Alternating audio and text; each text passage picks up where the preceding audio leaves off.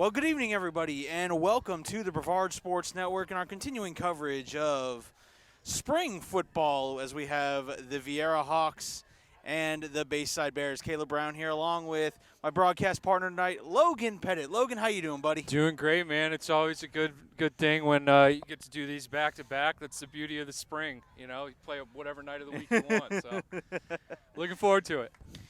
No, we got the Viera Hawks coming in tonight.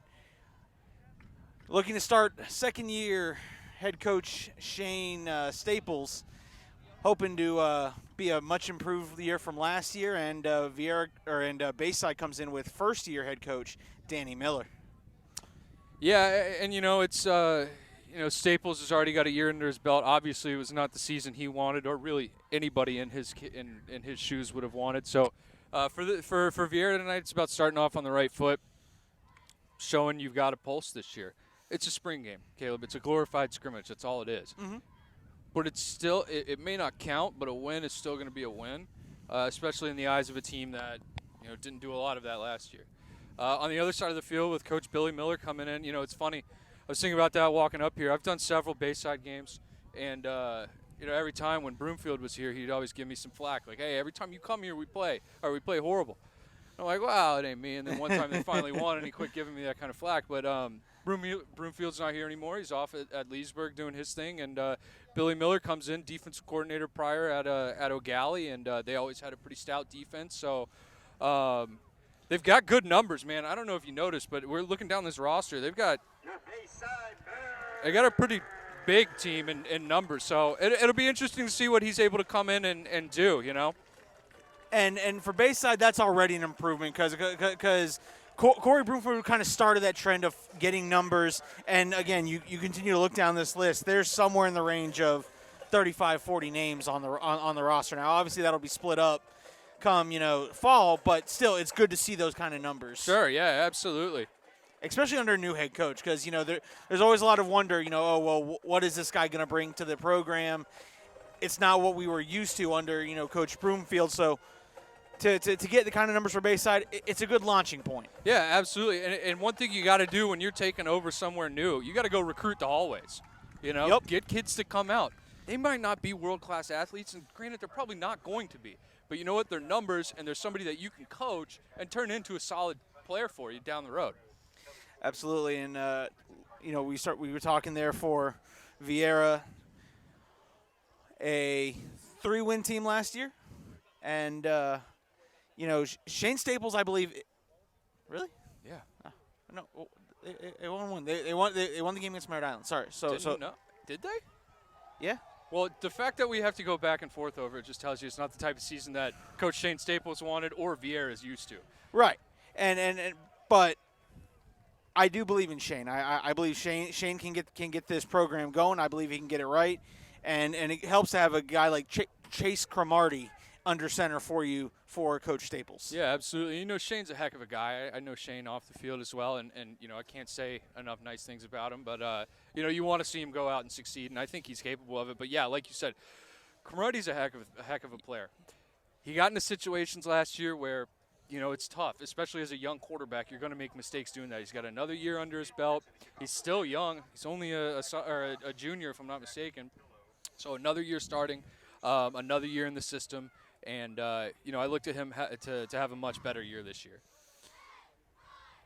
Here to do the kicking duties is Caden Fritzen, the junior. I love that they're letting the kicker and punter wear number 1.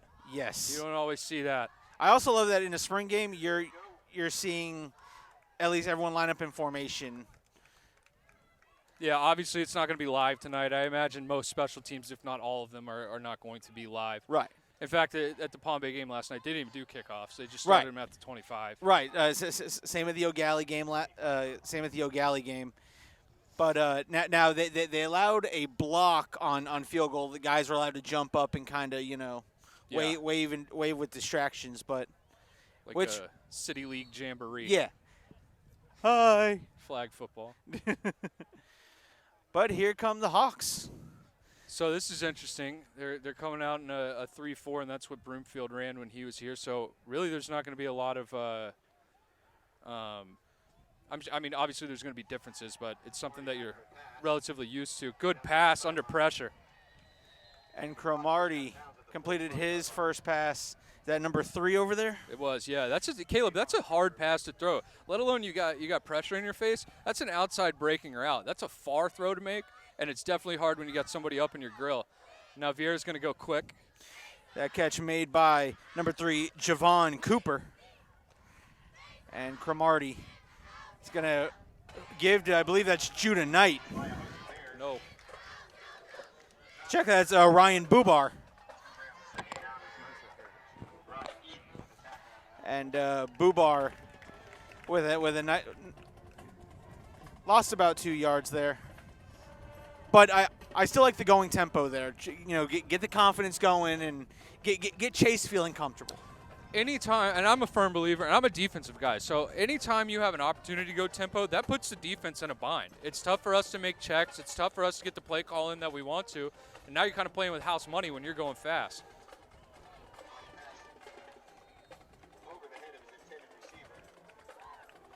Good play on the ball by 5. That's Adam Reynolds. Why wasn't that pass interference? He got there on time. He's got every right to the ball. Yes, he Yes. made contact, but as a defensive back, you have every right to the football. Yes. And he was going for the football. He wasn't playing the man. And he didn't impede or Right. interfere with the receiver's opportunity to catch the pass. And on top of that, you know, one of the big things you always teach defensive backs is have your head at least looking up towards the ball. Get your head around. Once you get your head around, you have a lot more validity to your argument that the ref shouldn't throw the flag. Cromartie back in the gun. 2-step drop. Little out route again. Number 0, I believe that's Zach Pillow. Another outside breaking route. I'm telling you, that's a tough throw. There's guys in Division I football that can't make that throw consistently. That's twice. Both of his completions have been on outside breaking routes. Longer outside breaking routes as well. You are correct that it was Zach Pillow. And now you get the Bears, you know, again, going that tempo. Now you're getting, you know, defensive guys, they try to start thinking, and they're like, all right, we're ready to go. And, oh, the ball's not snapped. Yeah, you're absolutely correct. Little difference while we got a little lull in the action here. A little difference between Coach Miller's 3-4 and Broomfield's. His is more of a he runs different coverages for sure. His safeties play a lot closer to the box. It's really a cover 0 or a cover 4 if he's going zone. So you really insert your safeties into the run game. You'll see them. They're at about 8 yards. Typically they'd be 10 to 12. And those outside linebackers are really more like defensive ends. Look how they're angled at the short side of the field. He looks like he's coming to rush. So really it can be anything from a good pass rush. Cromartie takes off down the sideline, picks up about 7 yards on the play before being escorted out of bounds. So anything, it gives you the multiplicity to play. You can play a 3 down front, you can play a 4 down front, or you can bring both of those outside linebackers and play a 5 down front. Something he did at O'Galley when he had, you know, players like Dink Jackson and you know, Barfield and of the likes. He even would have Stafford come in, Stafford come in and play little backer. You want an athletic guy to play that position because he's also going to drop him into space too. Like you'll look here, he's got the Bayside outside linebacker. He's on the number 2 receiver. Now he's inserting in. Now he's going to go. But that just shows he's going to put him out there. Great step-up throw.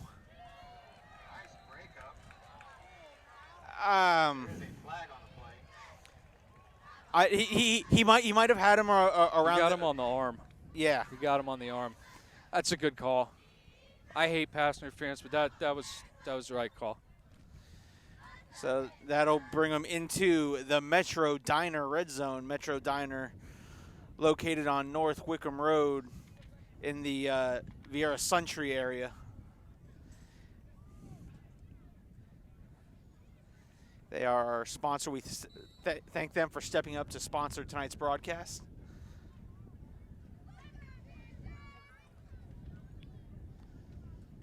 Heavy dose of passing coming out here, which, you know, Staples was a receivers coach, so wants to get his guys involved.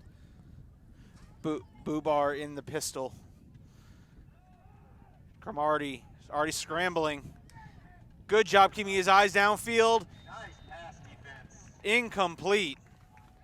Alex Reynolds with that pass breakup. Alex Reynolds for Bayside on the defense there. You know, that was interesting. I thought they were trying to set up a screen with the way the defensive line got through there. Yeah. It wasn't a screen. Thankfully, Cromartie's got an ounce of athleticism to him and can get outside. He looks like he's a little quicker than he was last season, rolling out and. Now Cromartie's always been an athlete. I had a chance to watch him at Suntree Viera, but it seems like he's got a little more hop to his step this time around. Cromartie gonna step up and tuck it, and he will slip on the field. You know, one of the things we both noted when we got up here on the beautiful roof is the field looked a little rough tonight. Yeah, it needs to be mowed. The more I look at it, I mean, like, you know, there's some dead spots, but you're going to get that in a real grass field. It's just the grass seems a little high. It's probably what tripped him up. In the pistol, throwing the slant route. Let him a little bit too much on that. And that'll bring up 4th down for the Hawks. I don't know that gets the first down anyway, but it really makes you think, you know, all right, maybe we can go for this. But, yeah, just put it a little too far outside on him. I think we saw one run play on that drive. Yeah, and it lost 2 yards, and they didn't go back. No. And I'll tell you who we haven't talked about yet. We're going to see him in a minute. Sophomore quarterback Caden Brabham for Bayside. Yes. You know, and it's easy for a lot of players to, you know, transfer out and go try a different program out when a new coach comes in.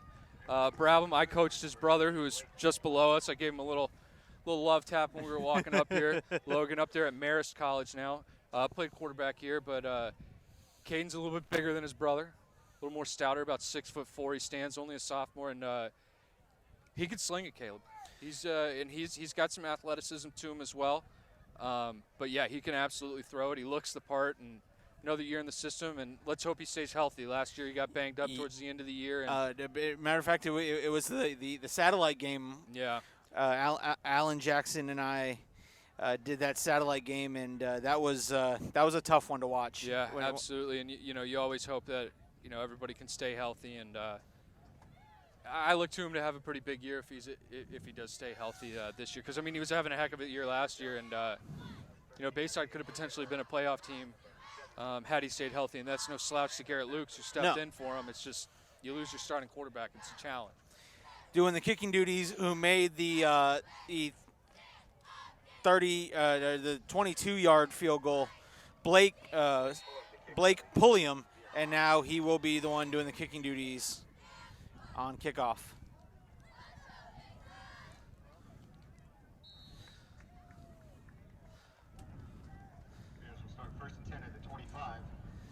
And now we'll see Caden Brabham. That, you know what? Alan told me that as he walked out the door. It's Brabham. Caleb, it's Brabham. And you know what? I did it one time. It won't happen again. I promise. Tomato. That was like us last night. Is it Umatilla or Umatilla? I don't know. I didn't even know it existed until last night. I only knew about it because they defeated Rockledge Baseball one year in the first round of the playoffs on a fluke game, I will say. Fair enough. But that's just my Raider pride coming out. Going to go wide here. I know offensive coordinator Coach Chris Eves, he likes to run the ball. I did not expect to see him come out and double wide, but alas, here we are.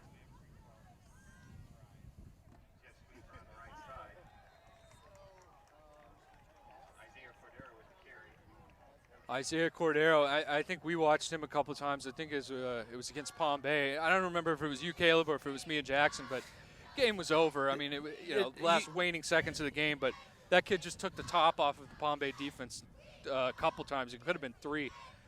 Good to see he's back. Again, new coach comes in. It's pretty easy for you to go try other things, but he's stuck around, so expect another big year. And there we go. Now a little offset eye action.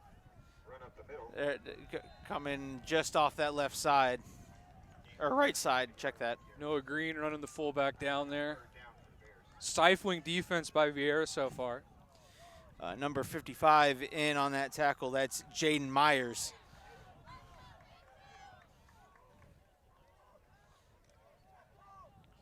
Viera looks like they got some pretty good size on that defense. Yeah, they definitely picked up some size. Little pistol wing T action. Whoa. Uh-oh. He still gets the handoff. And there you go. That's what I'm talking about. That's the speed and athleticism I'm talking about right there. It's going to come back. There is a flag. But Caleb, he's not a big kid. No. He's not a big kid at all. He just ran through tackles like it was nothing. Now, this is unfortunately going to come back. And That play looked like it was dead to rights. I mean, a Yes. bobbled snap. He was able to grab. That's where the ball was going. Unfortunately, it's a hold, and we've got a down Hawk. But, man, he's electric. He's exciting to watch. And the other big thing you notice when you watch him run is high steps. Yeah. Those knees are coming straight to the chest. You're not going to get those cheap ankle tackles off of him. High steps, forward lean. Right. Because we got a down Hawk. Again, we'd like to thank the Metro Diner for stepping up and sponsoring this broadcast. Located on North Wickham Road in the Viera Suntree area. Absolutely not. Hold up. Folks, hold on. I'm gonna put a graphic up because we have to move the table, and I don't want to give anyone car sickness.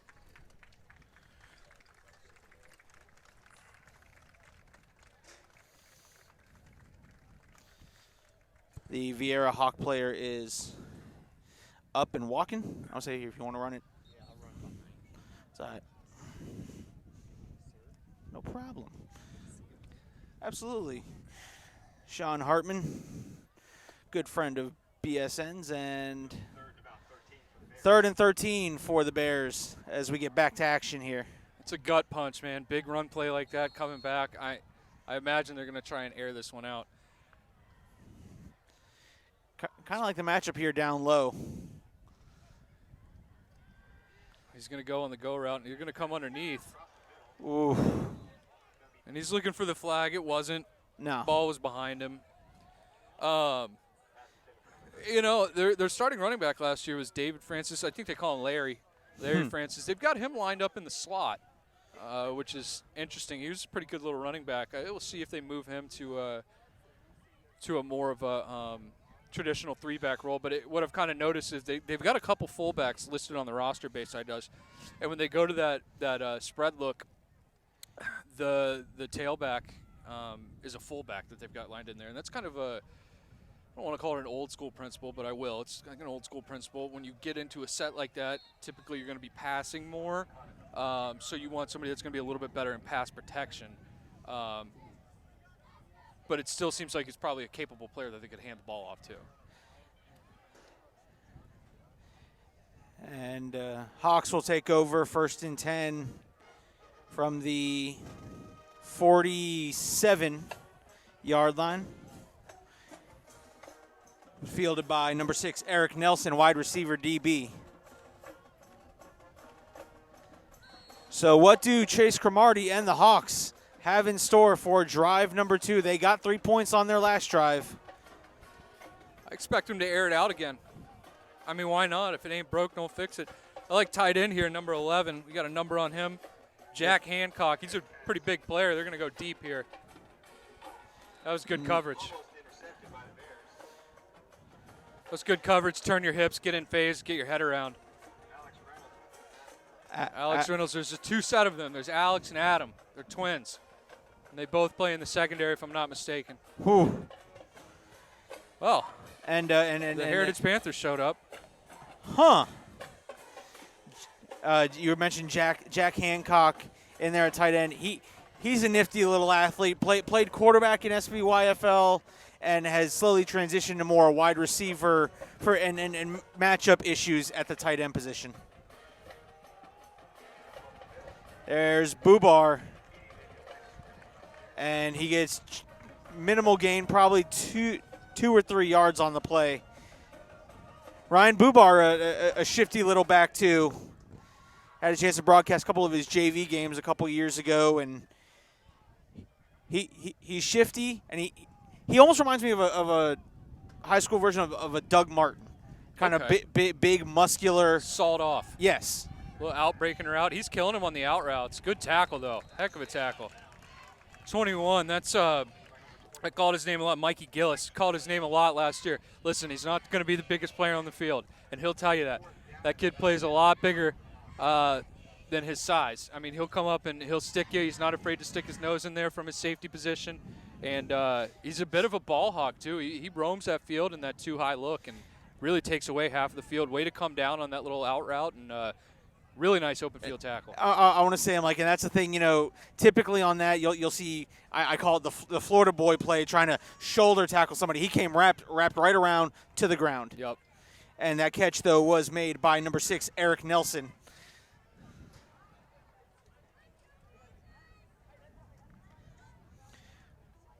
Sending players off. Checking out of the game is number 5, Bruce Tucker. Transfer from Mel High. Cromartie gives it to Bubar. Bubar was met by number 64. 44. That was Brock Eden. That's another one of their really good returning players from last year. He plays defensive end. Really forward technique in this 3-down look, but kid's a man. He's got grown man strength. He's a weight room junkie. I see the videos they post on social media. You can see the strength right there. And timeout called with 6:28 left to go here in the first quarter. Again, I'd like to thank our sponsor, the Metro Diner. Metro Diner, where leaders eat.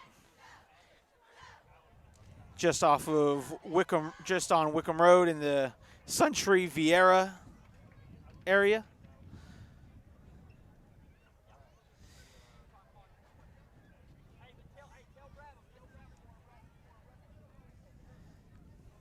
Three nothing Hawks on top.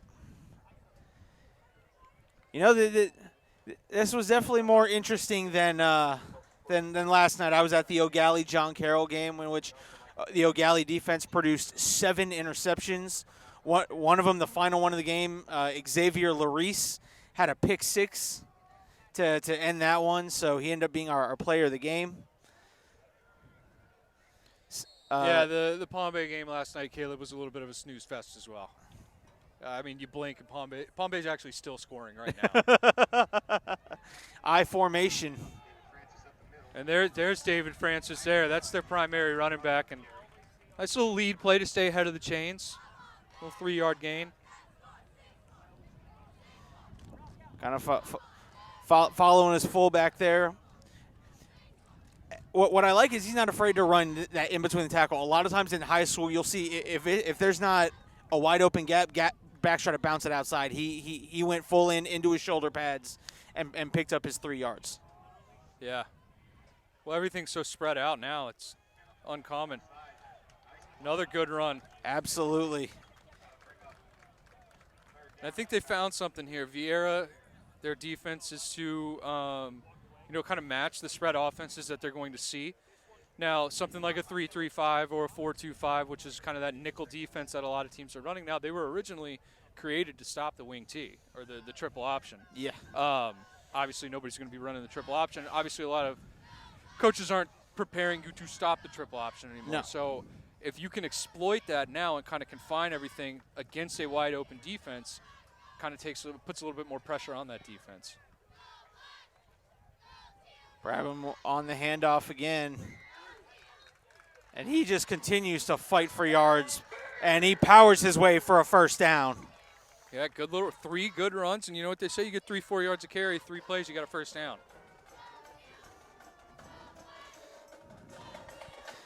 Coach Laskowski Jr., when he was coaching at Rockledge, he said, give me 3.5 every play, I will never be mad at you. Yeah, you can't be. You're staying ahead of the chains. That's exactly what that means.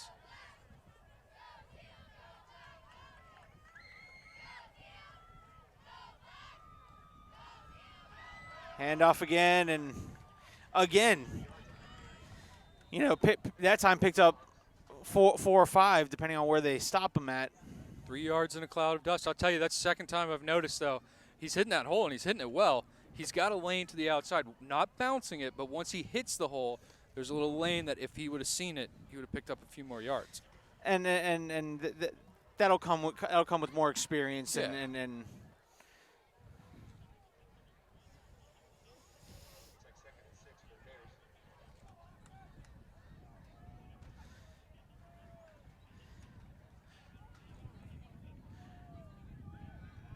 Brabham wide open. He's got a man, and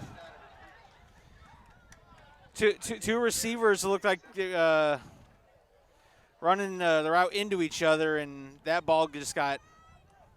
I don't know which receiver necessarily that one was for. Yeah, somebody made a mistake there. I don't think they were both supposed to be running post plays. Beautifully timed play calling there with the play action look and throwing the deep post. It looked like it was a little out of his reach. He might have been able to lay out and get a hand on it, but, I mean, it's a spring game. Right.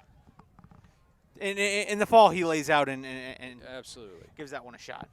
That was Isaiah Cordero was one of the two receivers in the area. And goes right back to the handoff and great patient running.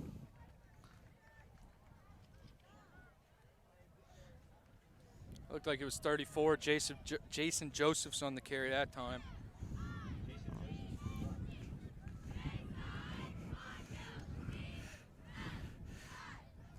Just in case either one of us needs them. Fortunately, these numbers are a little bit easier to see Right. than last night. John Carroll had a white background with those like gold yellowish numbers, and it even Jackson was like these numbers are tough to read across the field. Uh-oh. That mishandled football, and Francis dives on it, and that was 4th down, and Viera will take over for their 3rd possession of the game. 3:04 left to go here in quarter number 1.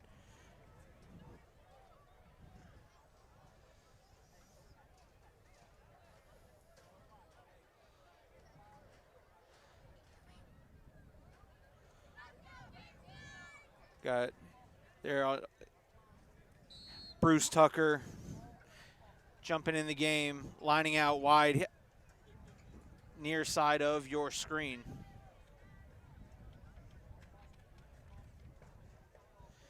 Cromartie drops back, sets up the screenplay, but good job by the linebackers staying home for that one and allowing it to come to them. Yeah, it's very easy to get upfield when you see a screen coming, but very disciplined linebacker play to sit on that, sniff out the screen man, and go blow it up for minimal gain.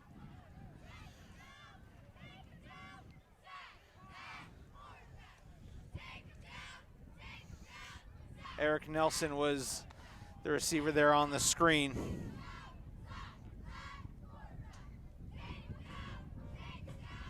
Cromartie drops back, steps up, decides he's just going to keep it himself, and slides to avoid the hit. Bring up 3rd down. They'll say he lost a yard.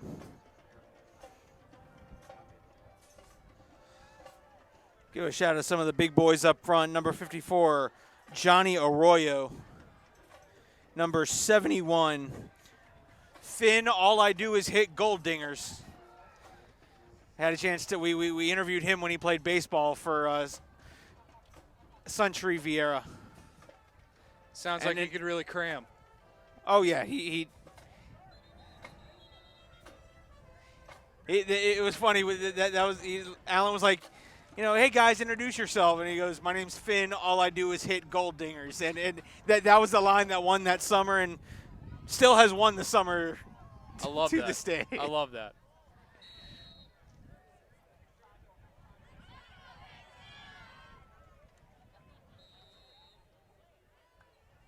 And Hawk down. Again, Brevard Sports Network does not show injuries. We don't speculate. I know I for sure did not stay at a Holiday Inn Express last night, so trust me when I say I'm not a doctor. I don't know what Logan does in his off time, so. No, I'm not a doctor. Well, okay.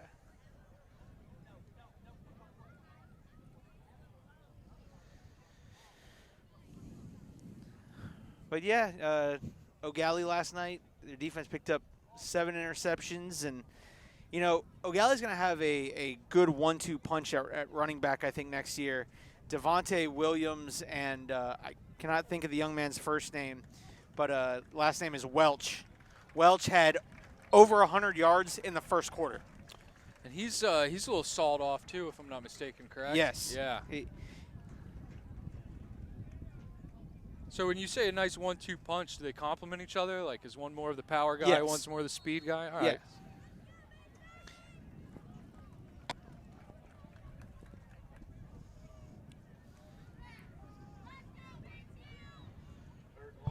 Third and long for the Hawks. Cromartie gets his calls from the sideline.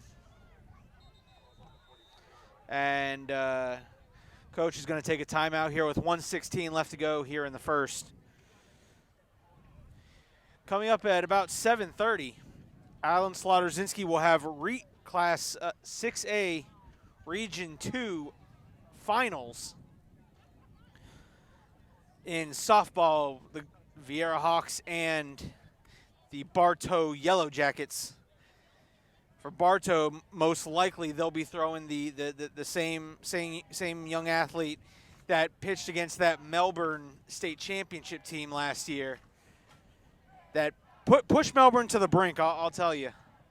So Viera's got a tough test ahead of him, but you know what? When you have Skylar Wagner, Madison Ford, and that crew, you got a great shot, and I hope to be getting that phone call from Alan back on the way that Viera pulled it out and are heading to the Final Four. Yeah, let's hope so. That'd be awesome.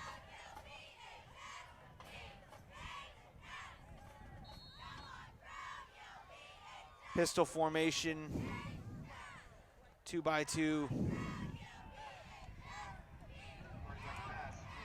Avoids the rush. Cromartie fires. That's a tough throw under pressure. Right-handed quarterback rolling to the left.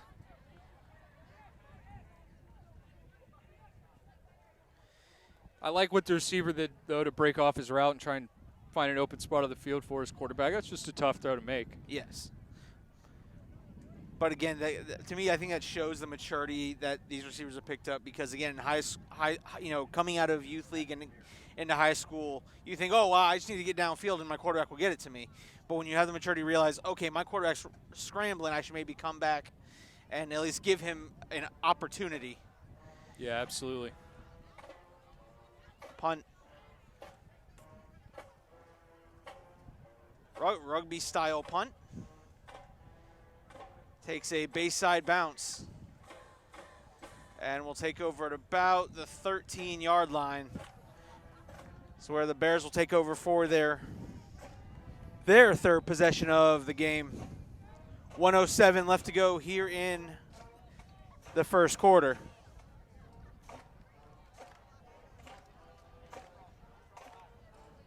So we saw Bayside really get the run game going and had an opportunity down the field on some play action.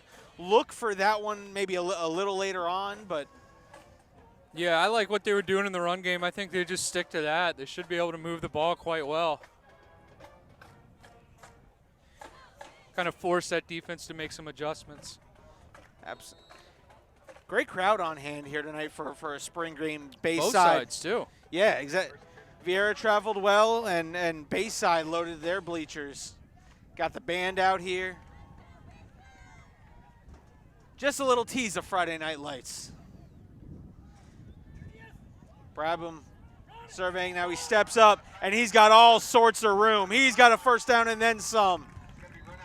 And about the 48-yard line is where he will eventually go down. That's just good wherewithal to know, like, all right, we're covered. Let's take off. There's everybody was running, all the receivers were running to, the short side of the field. That's going to leave an open gap. If nobody's there, I'm going to take off and I'm going to run it. Good blocking by the receiver downfield there to let him pick up a couple extra yards. Would have liked to have seen maybe him just run out of bounds instead of trying to fight for those extra few, but. Again, it's a spring game. You would like to see him run out of bounds at us. Well, even if it was, even in the fall, I don't want. If we can mitigate the hits that our quarterback has taken, I would like that. End around to Francis, good cut. Oh, he's still up. Francis still going and finally brought down to about the Good end around. 13. Good vision. I was thinking he could have bounced that once he got to the second level. He could have bounced that outside, but shoot, he just took off running.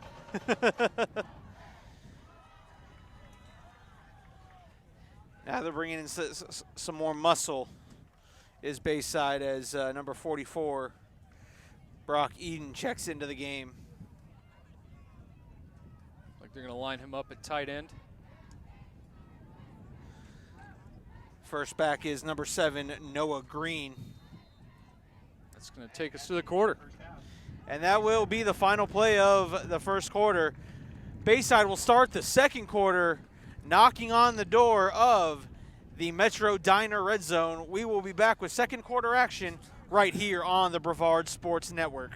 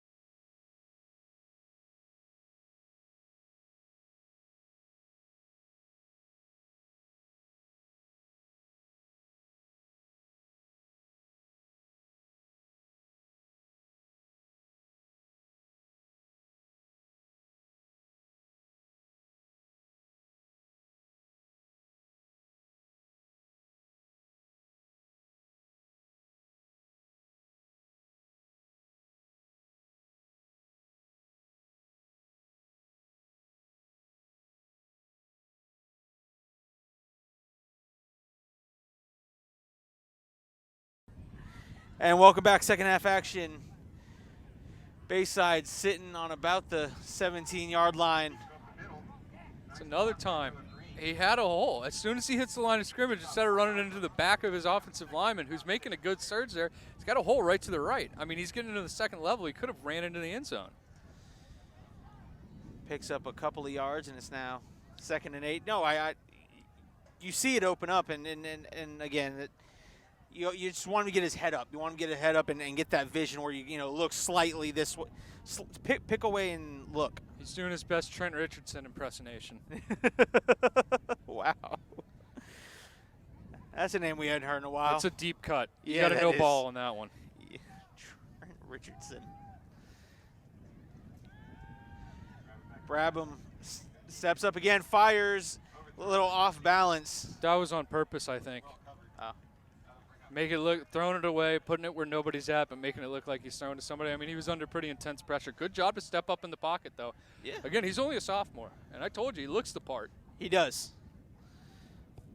I mean, heck, he almost had himself a nice little completion to Brock Eden.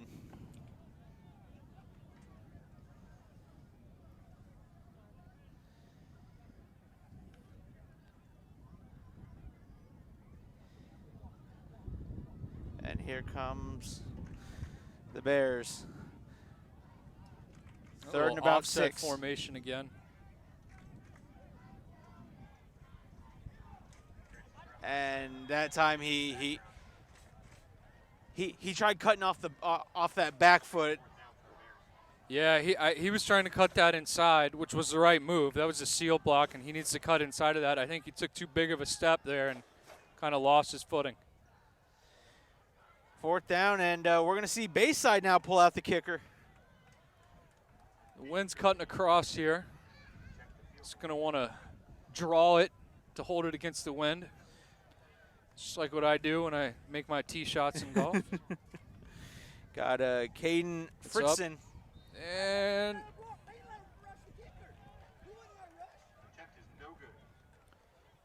coach up here is making a point. They didn't rush. Thought it was dead.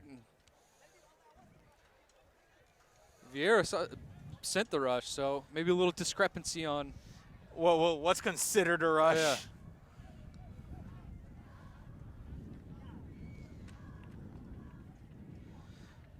Huh.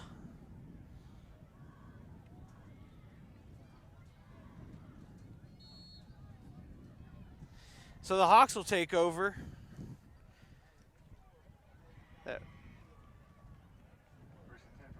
And here comes Cromartie.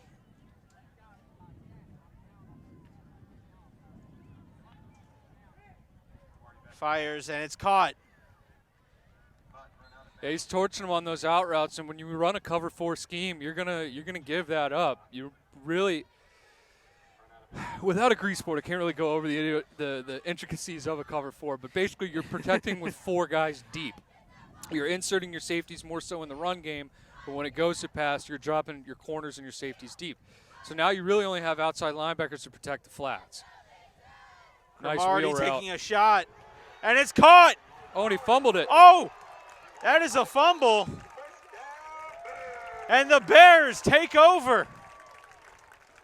That was going for a touchdown, too. That he was gone. That was number 3, Javon Cooper.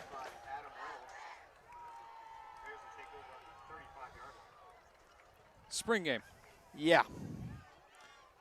But just because there's a conversation happening on that sideline Absolutely. right now. Absolutely. He'll serve penance for that one. Never want to put the ball on the turf.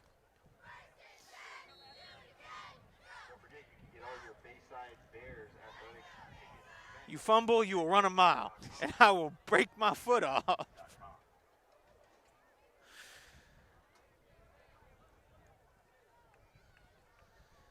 So Bayside, can they get the points off turnovers? Play action. Well, fullback flat. And Green will pick up a first down. And they're gonna get Cordero here with a crackback block, completely unnecessary block. He came in late. The player was down. I mean, he absolutely modocked the kid, but it was not a necessary block. Self-inflicted wounds, which is something we've seen with this program for several years now, shooting themselves in the foot. And that's, I think that's got to be objective number 1 if you're Coach Miller is. Yeah, this stuff isn't going to fly. Right. It's not going to fly. That's you can't do that. Because no matter how many good plays you make, if you have those constant self-inflicted wounds, you're going to take that 1 step forward and 15 steps back. Well, what you do is you go and you total it up, right? How many? So there's effort penalties and there's bonehead penalties. Yes. Effort penalty would be a hold, a pass interference, something like that. Bonehead would be jumping off sides, personal foul, things like that. You total up those penalties, and you look at the end of the game, how many yards you had. That's yards that you gave away. Yep. You apply that to your yard total. It's a completely different ball game. It can win you and lose you football games. Francis gets. I think we got a fumble there too. Saw some beanies flying. Looks like Viera started putting more in the box, kind of expecting this run game. Good adjustment by the Viera defensive coordinator. That's what you got to do. I mean, they're coming out in these tight looks, these pro-style looks. You don't need a nickel. Go put another linebacker in. Go put another defensive lineman in. You're going to have to switch up what your base offense, or your base defense is, rather. But, hey, it gets you work, because who's to say somebody else on your schedule isn't going to run something similar? Right.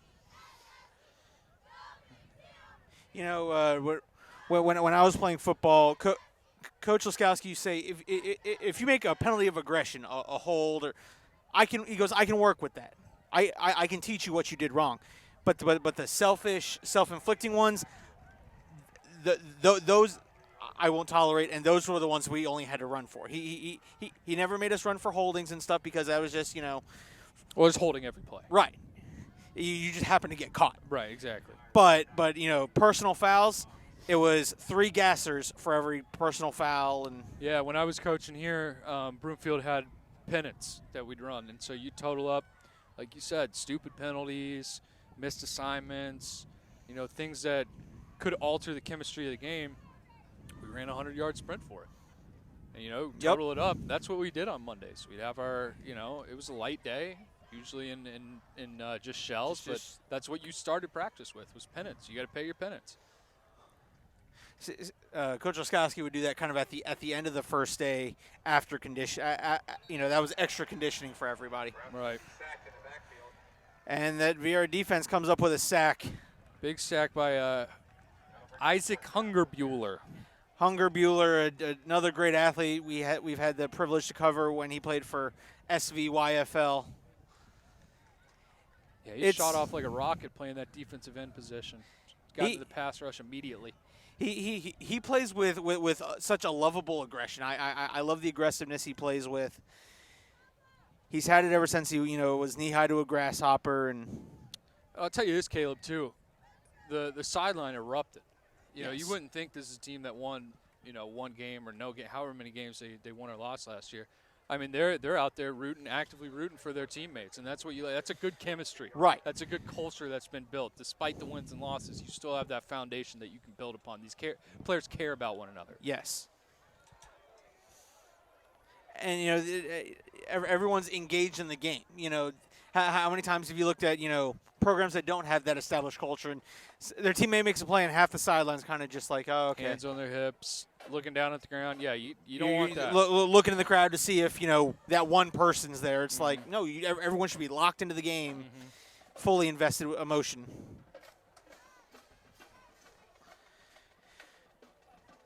First down for Cromartie and the Hawks. Man in motion. He's going to take another shot.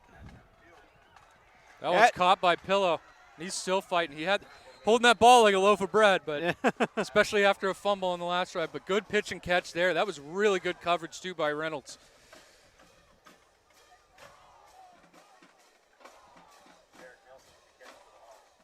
Actually, was that Nelson? No, that was zero. That was Pillow. Okay. I was trusting your eyes. That's why I was like, was it? Okay. And now they're inside Metro Diner red zone. It was an interesting play design. It was like a fake screen. It wasn't there, but basically what you're trying to do is you have that outside receiver, the number one receiver. He's going to stop like he's running just a little stop screen there. Number two receiver is going to act like he's blocking and then kind of peels off and runs a little outside breaking route. Quarterback's rolling over there. You should draw the defense up to the screen, and that should put that little outside route just, boom, right there for a nice, easy dump off. Good discipline by the Bayside defense to kind of sit on that. Three receivers up top, one to the bottom of your screen. And Cromartie's going to take a shot. Fade. Oh. And tip and caught. Second effort, and again, that's incredibly good coverage by Reynolds there. I mean, there's just not much you can do. He's got, 4 or 5 inches on him. He hit the ball. I mean, when you're going up like that, and he high-pointed it well, Reynolds did, you got to smack it down. You can't go for the pick there, especially when you're outmatched with a receiver like Pillow, he's got some good size to him. And great job by Pillow there, hanging in there and saying, it got tipped, but this play ain't over.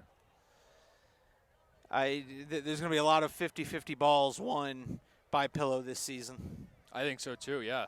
I mean, it looks like he'd done it a time or two there. Thank you. Good ball placement by Cromartie, too. That was, the fade isn't an easy ball to throw. But when you're down in the red zone, you got a 6'2", 6'3"-ish receiver who can get up there and get it. Why not?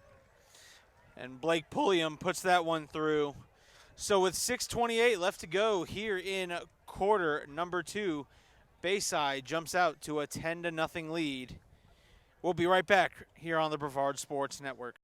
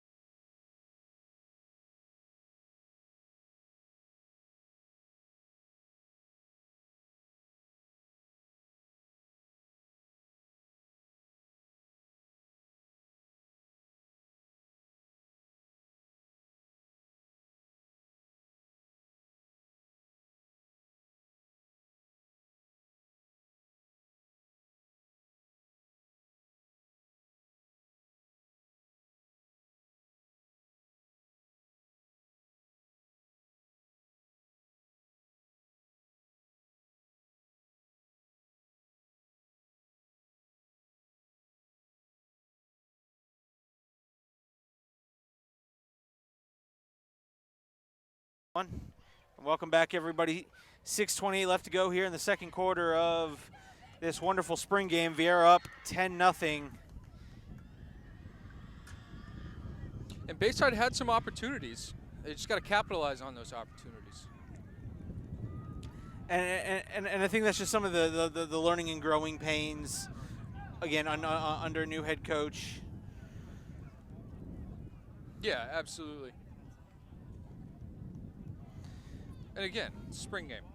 It's a scrimmage. Right. That's all this is. You are scrimmaging. This is a practice against another team. That's all this is. Right. Giving you a chance to hit someone that isn't your own man. Exactly. That's all this is. This is where you get those live reps against someone else and fine-tune your craft. It's good to get your film. You can correct your mistakes all off season while you're working your weight program or whatever, and then roll into the fall ready to go.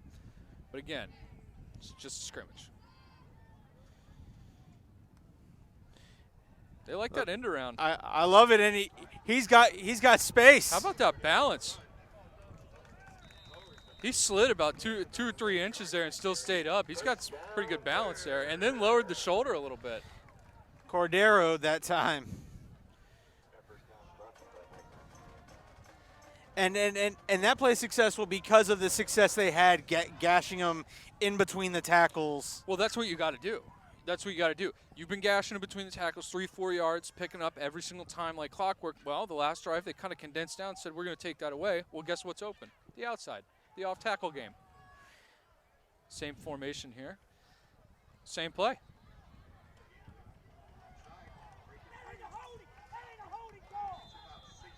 Yeah, we're going to get a flag here, and I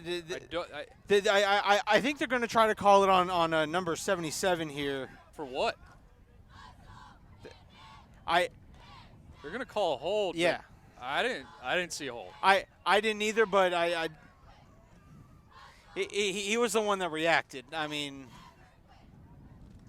I don't know. I didn't see it. But I'm up here.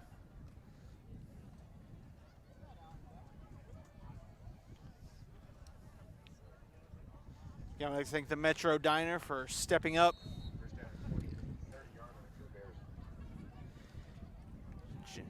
Off of Wickham Road, in the Suntree Viera part of town. Stop on in for a good meal.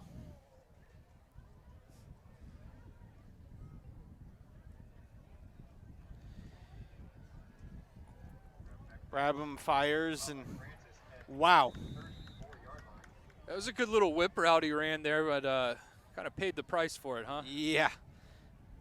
That was, I think, number 9 on that tackle. That's Owen George.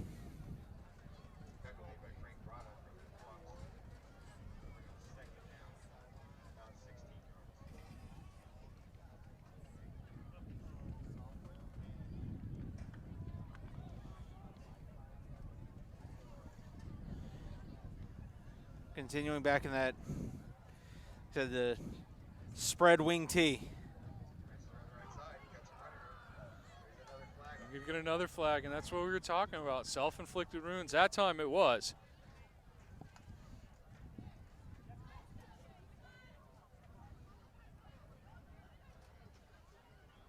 Unforced errors.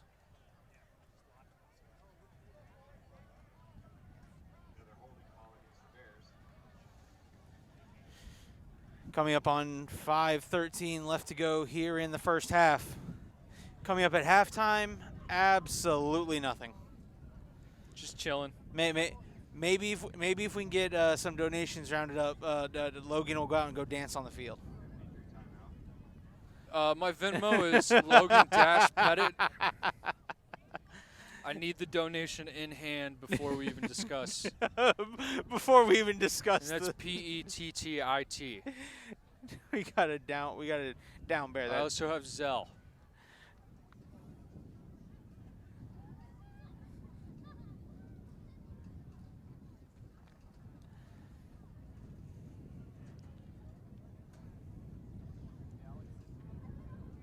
You know, one thing we saw a lot last night, and I think you see it in a lot of spring games, the cramping comes up because, you know, especially players that, you know, first-year players or players that haven't played all the time, they don't think about all the water they need to drink leading in, you know, game week. Well, you think about it.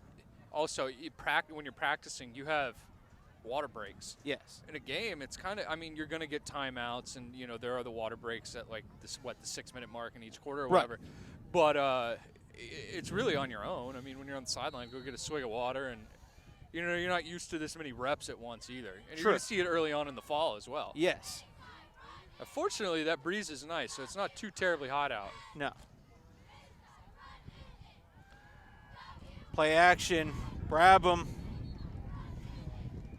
throws that one in.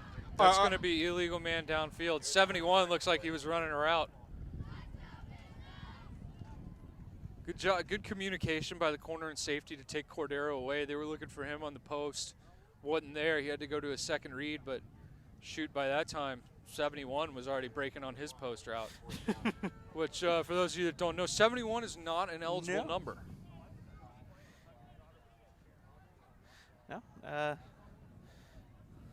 And he didn't report himself eligible. I mean, He did not. Also, he was covered.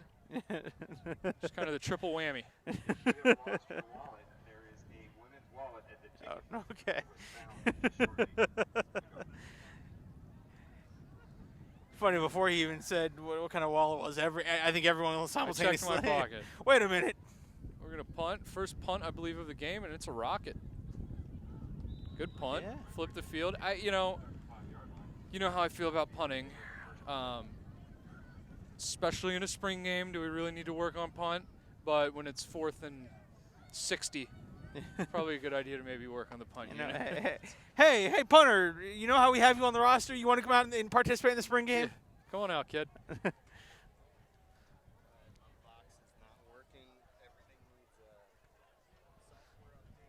Oh. Well, hey, you guys got BSN. You guys can watch for game film. Well, this sends to the iPad. Oh, okay. The huddle sideline. Cromartie fires, and it's Good coverage. great defense there. Problems with the huddle sideline. I think every week there's a problem with the huddle sideline. I had it for years and still don't know how to figure out how to get it to work. There's always something. But when you can use it, it's a great tool. Wouldn't know. Never worked. When I was doing video for Rockledge, my camera was one of those used for the huddle sideline, and when you have it, it's a fantastic tool to use on the sideline. I like the idea of it. You go back to that out-breaking route. Hey, you know, they've really been giving them troubles, and like I said, when you're running that cover 4, or even if they're in a cover 0, which cover 0 is a man coverage, you're 0 across the board. Everybody across the board is man-to-man. You don't have anybody free to play kind of a zone. An outside breaking route kind of hurts on that as well. So they're really exploiting that offensively, Viera is. Javon Cooper on that reception, and Bayside will jump off sides and give him the gift of a free 5 yards. That might be enough for a first down. In fact, it will be. 4:38 left to go here in half number 1.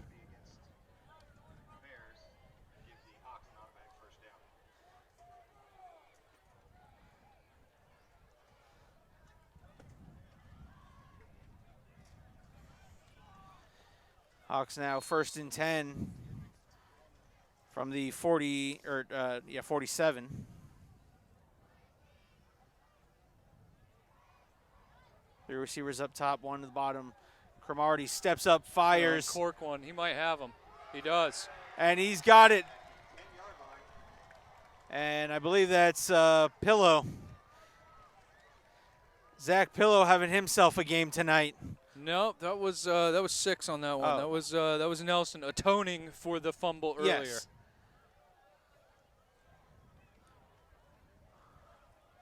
I want you guys to know that Caleb handed me a pair of binoculars like I needed them.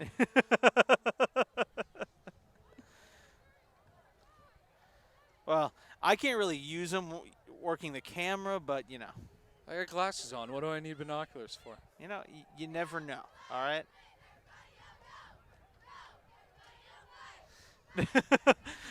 Pillow saying, I have man cover. Yeah, throw me that fade again. We've done it once. Why not try it again? Let's try it again, and this time I won't tip it. I'll catch it the first time, Yeah. Coach. Yeah. Instead, they opt to give up the middle and modest gain, but they'll take it. Things get condensed down there in the goal to go situation. Just But under 3.5 minutes left to go. as we see with what Viera is doing, it's what most teams do. Even though you're down, goal to go, you're still going to spread it out, which kind of puts the defense in a conflict. They can't load the box. Here's that fade again, but he puts it low. Back shoulder, And puts it right on the pillow. Clockwork. That's a connection you're going to need to get used to seeing and hearing. Touchdown, Zach Pillow.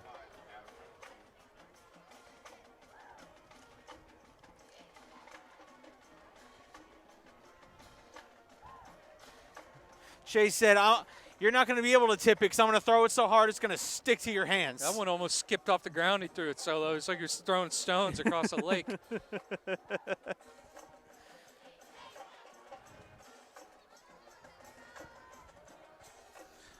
Blake Pulliam does the, and all right. So I guess you're allowed a light rush. Just a little tap. You're not allowed to block. You're just allowed to, hey. Yeah. But the Hawks take a 17 to 10 or 17 to nothing lead with 3:08 left to go here in the first half. This was the final score of O'Galley and John Carroll last night. Again, that game ending on a Xavier Larice pick 6 to end the game.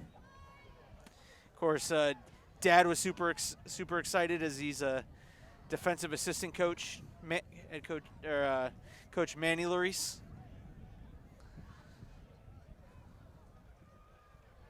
Who is the head coach of O'Galley's girls basketball team.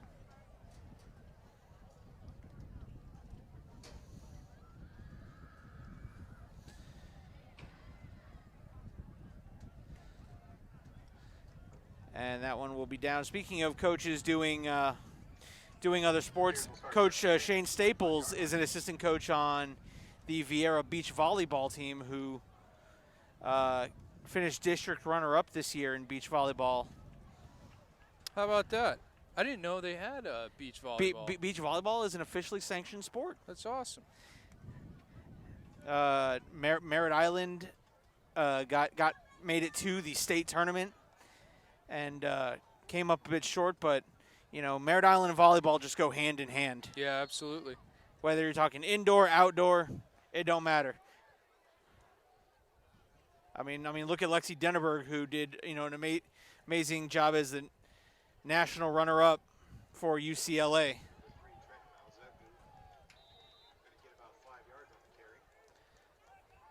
Carry by Bayside. Bring up second down and about 6 to go.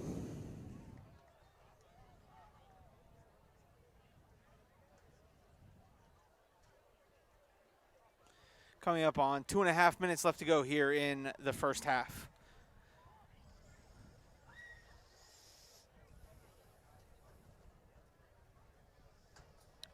See if Bayside can string something together here. I think scoring and kind of closing out the half with a score. Do something, build a little bit of confidence coming out in the second half.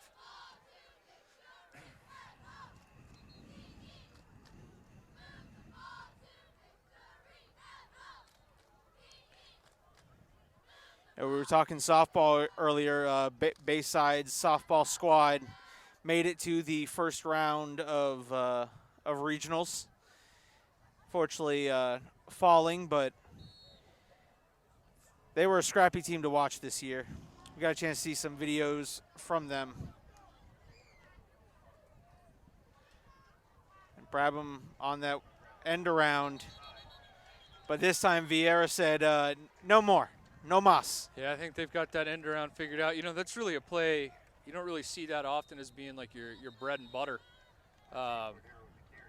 they've ran the heck out of it so far. Yeah. And they've had pretty good success with it, but you can only run a play like that so many times before they're going to start biting on it. Now maybe they've got, and this will probably be something for the fall, but I'm sure they're going to have stuff like counters built off of that to where, you have a play action pass or maybe another kind of counter off of it. But I don't think they're going to show that No. today.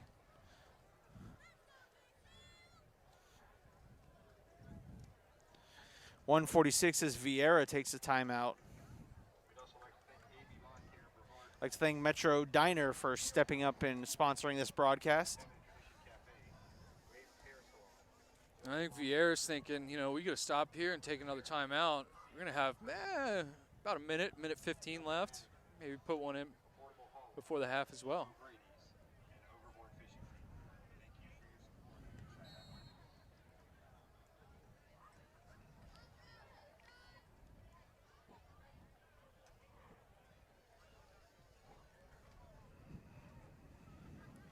I formation.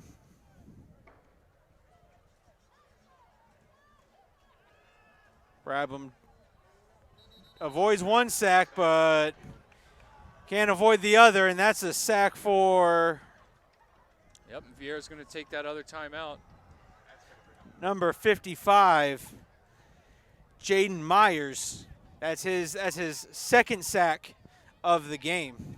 I like that the ref's got a quick whistle on the sacks tonight. I know he got brought to the ground, but the intent was there. Quick whistles. Yes. Let's keep the quarterbacks up.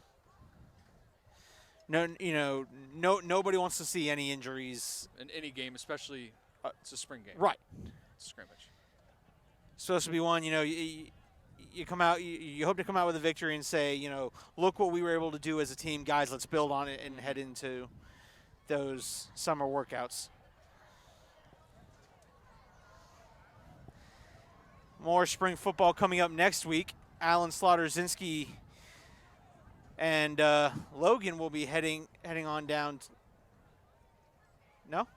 He hadn't approached you about that? First I'm hearing about it. I believe he said he was going to talk to you about possibly wanting to go down to Viera and broadcast that spring game with him. I'll have to check. I may have a work engagement on that day. Got to go schmooze a customer. We'll see if that actually happens. How dare you have to actually, put the work that get the paycheck? Gosh, selfish. Well, it would be after hours, but it's potentially to earn some more money off of this. Gosh, everyone's fueled by money all of a sudden. I don't know why everyone is so fueled by that green paper. It's not the green paper, it's the things you can do with it. And Caleb, I just got married, so I got a lot of bills piling up a little bit.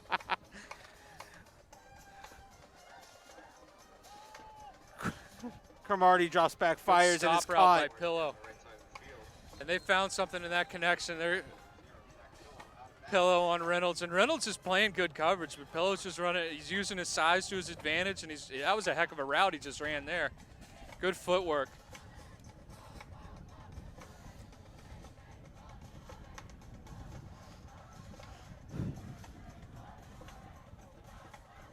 Are you saying marriage comes with extra bills? Double the amount of bills. Oh, Lord. Flips out to the underneath.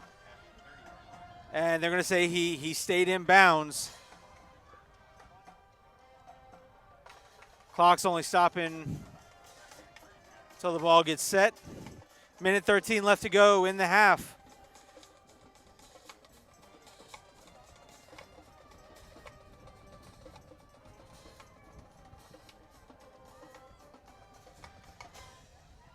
Cromartie. Oh, he's wide open, too. Oh, my goodness. Touchdown, Viera. And that's exactly what they wanted to do, taking those timeouts. They were looking to get one more in. And shoot, there's a minute left in this half. Another quick little defensive stand. And Eric Nelson gets into the end zone. Again, atoning for that fumble earlier, which would have certainly resulted in a touchdown had he not coughed up the football. But tick for tat. He had one big catch on the last drive to set up the touchdown. that he got himself in the end zone this time. So I don't know how his coach feels about it, but I'll go ahead and wipe the record clean for that fumble earlier. I mean, look, Shane Staples, I'm not so sure how that flies over with him, but he will let the young man celebrate that he got his touchdown back. Now, again, come tomorrow when they do film. You say you could have had 2. Yes. And the score is now 24-0 in favor of Viera.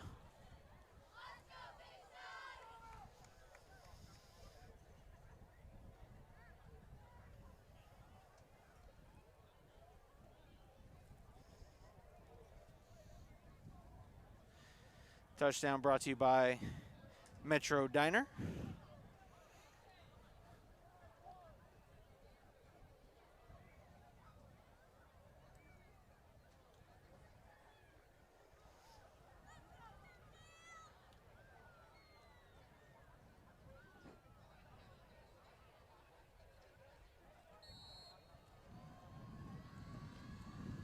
Blake Pulliam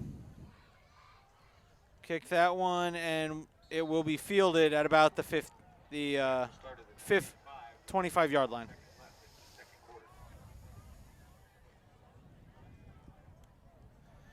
.101 left. Still here to go in the first half. Hey, it's high school football. We could break one here. Yeah. Long run. I believe I called a long run last night in the Palm Bay game. I said, Alan, I've been around Palm Bay football for a while. Didn't play for them, but, playing against them, broadcasting.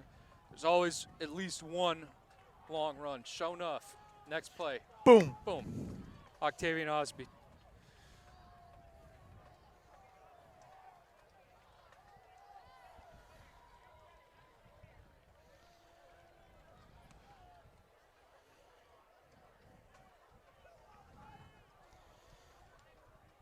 Brabham, 2 backs in the backfield. Drops back, pump fakes. Oh, he's got a man play wide design. open. What did I say? And Logan, the predictor. Call him Tony Romo. And that was it was a bubble and go. He ran the bubble. It was a fake bubble. Defensive back got lost looking for the inside breaking route. And he just snuck beneath, turned it into a wheel route, which I'm sure was by design. Easy pitch and catch when nobody's around you, and he's got the burners. Nobody on that field's catching him. What'd I tell you? All it takes is one.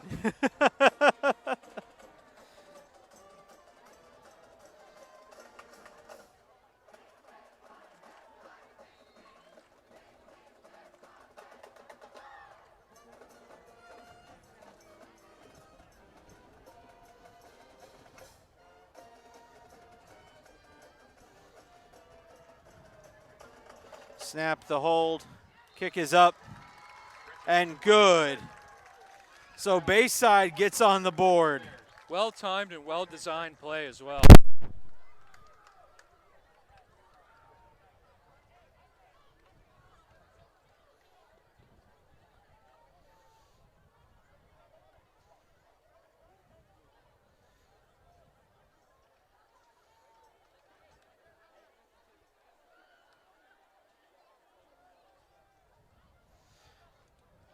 All right, so 44 seconds left to go here in the half. Does Viera answer with one back within 44 seconds? Well, they're going to try, I think. I mean, and that's just kind of what their offense is. They're going to throw it anyway. I mean, the run game is – they haven't really gone to the run game, but when they have tried, it hasn't really been existent. So I imagine they're going to chuck it around anyway. So – shoot, might as well go for it. I wouldn't be surprised if they try and take a shot here on the first play and then kind of formulate what they're going to do for the rest of the drive after that. Again, spring game. You want to get as many reps in as you can. It's so funny, Caleb. It doesn't matter what level of athletic event you are at. People lose their minds for T-shirts when they get thrown into the – down here, the cheerleaders for Bayside are – hucking some shirts up into the crowd. People are going bananas for a $3 Gildan T-shirt.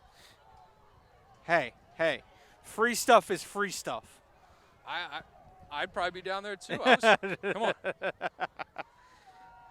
Now, granted, we're about 400 feet in the air up here, so I don't think they've got the arm to reach us. If they did, I think they would be trying to aim for one of our heads just to say, haha, look. I think Brabham would have a little competition if they could. Yeah, and they're going empty here. They might motion somebody back into the backfield, but we got empty. Cover 4 look out of the defense, so that protects them deep. Pass it short. Little smash concept, and that's a good gain and gets out of bounds to stop the clock. So they didn't take the shot. Nice tackle by number 21, Mikey Gillis.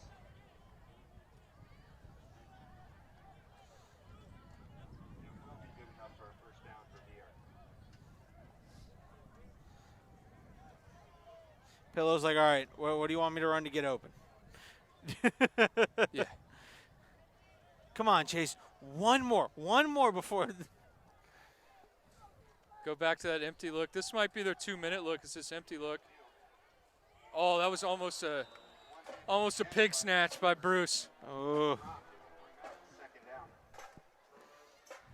And he would have been gone if he pulled that in, I do believe. But you know what? One of the things Coach Staples is going to say. God gave you 2. Which in that instance, it would have been hard to get this. The way the ball was placed and where he was going, it would have been hard to get the second one up there. But But at least if that's why you dropped the ball, you'd be like, Coach, I was trying to bring it in with the second hand. I like the story Pat McAfee tells with Peyton. And oh, he's quick. Is that Nelson? Yeah, Nelson. He's got some wheels on him. Good little shifty slot that, I kind of like the little 1-2 punch. You were talking about O'Galley's 1-2 punch in the run game. I like Viera's 1-2 punch with the receivers here. You got Pillow, you're kind of possession, outside receiver guy. You run Nelson over in the slot, man. He's got some wheels on him.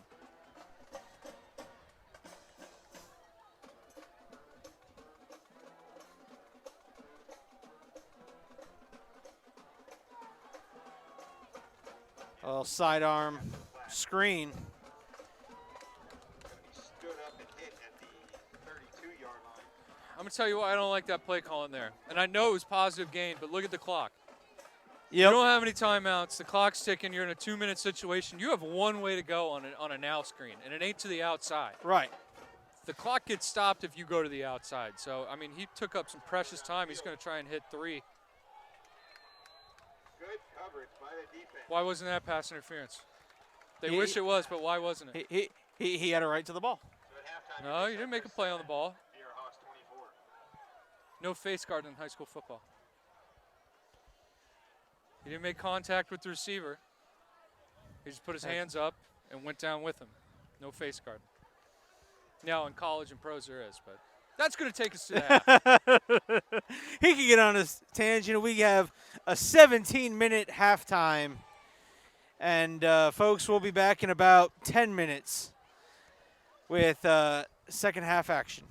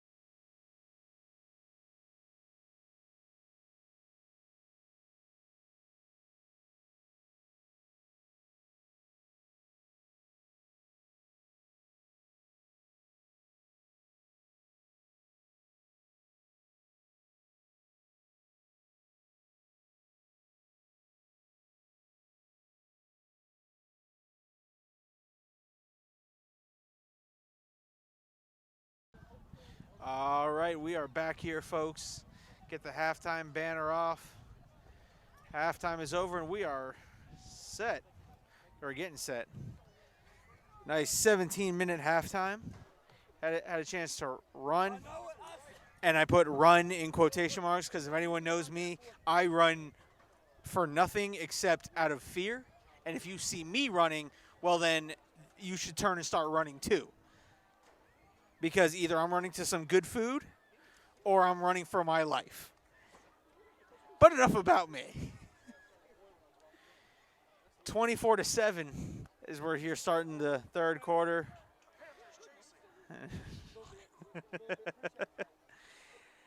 All of us up here on the roof having fun, swapping war stories of working at fast food chains, and I'm back. the smart one is now back. Caleb, you've always been here. Don't lie to the people at home. All right, fine. You big dummy.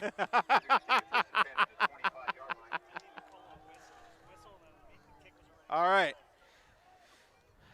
So Bayside will start at the 25-yard line. See what we approached here with the first drive of the second half.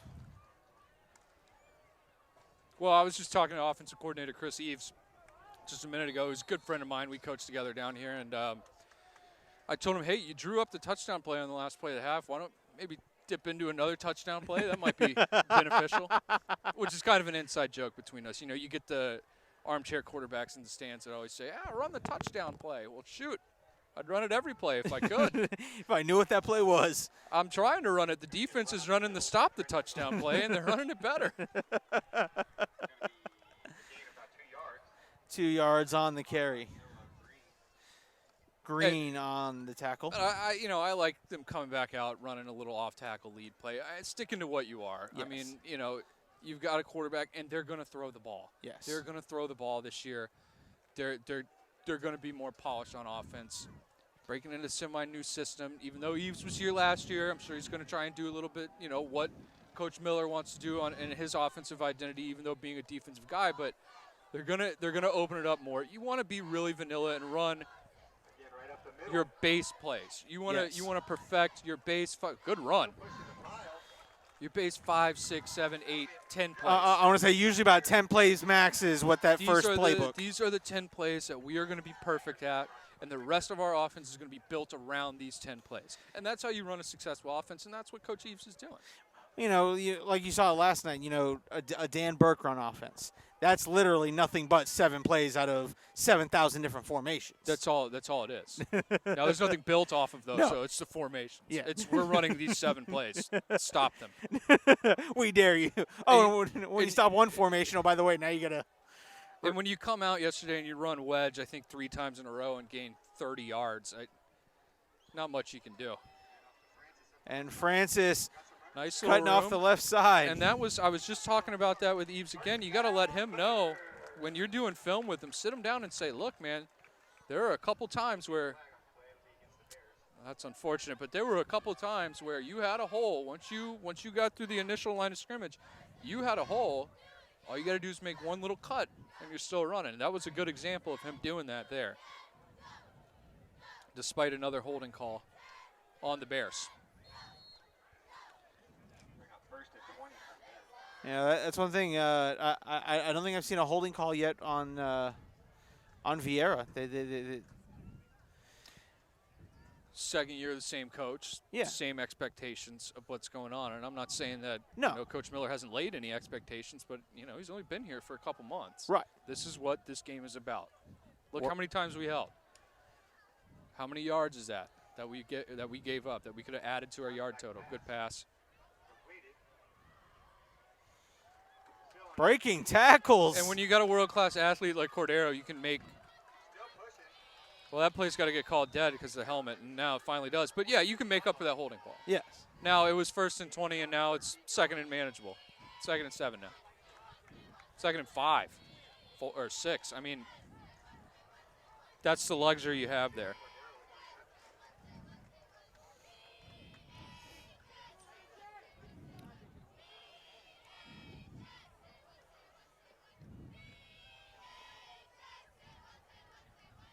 9:25 left to go here in quarter number 3.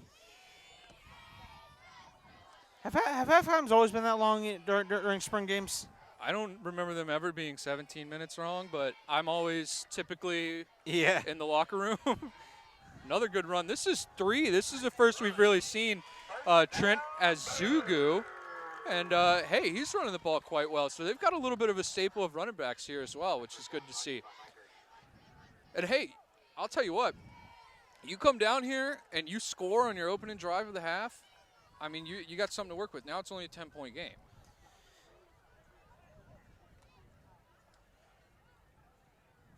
And you can kind of politic, hey, coach, I don't know what, the fourth quarter plan is. I know sometimes in spring games, coaches will talk, hey, let's get second, third string guys in. Yeah, let's get our JV guys or a freshman and stuff like that in. Yeah, and they might do that.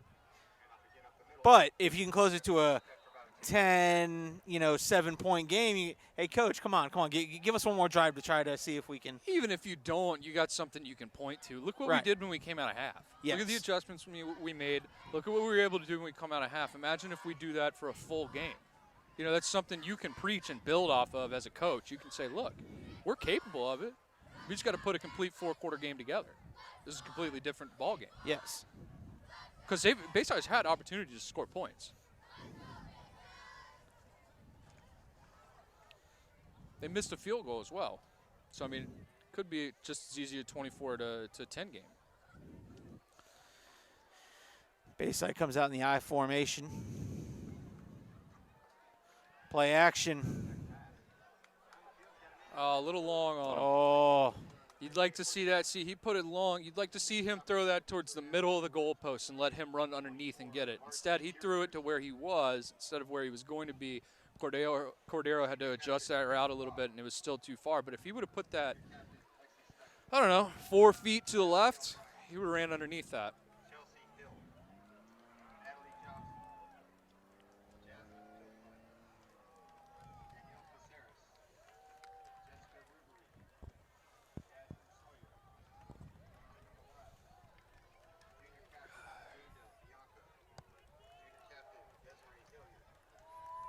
I formation.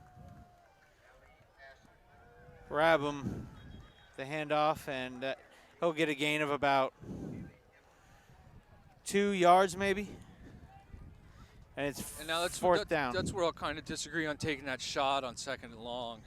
You really want to take a shot, you do it first and 10. That way, if you miss, you still got, 3 downs. Yeah, 3 downs to go. 2nd and 10, I mean, you really put yourself in a tough spot, and then follow it up with a run. Maybe not the best stringing of play calling together, but, again, you're really just trying to work what you got. Right.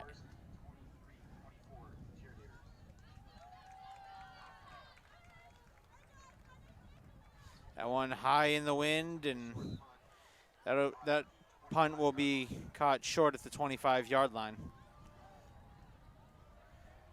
So now we'll see Viera's first drive. They come out of the half. 6:52 left to go here in the third. Hawks up 24-7. 2 Zach Pillow touchdowns. And one by Eric Nelson. And a 20-plus yard field goal made by Blake Pulliam.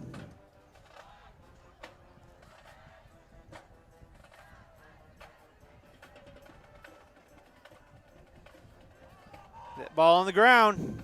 Cromartie's.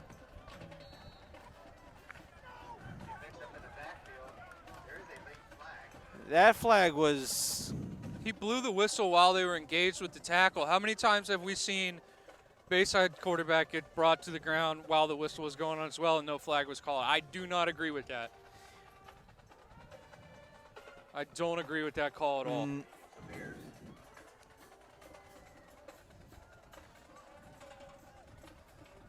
Like you said, if it's good for the goose, it's good for the gander, right? Yeah, if you're going to call that way, you got to call that both ways.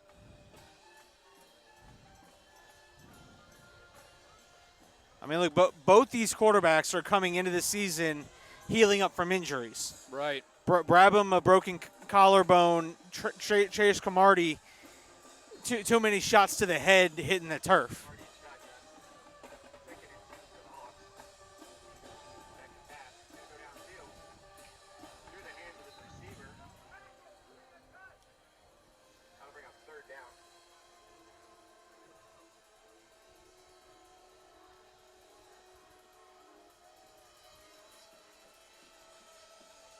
Third down here for the Hawks.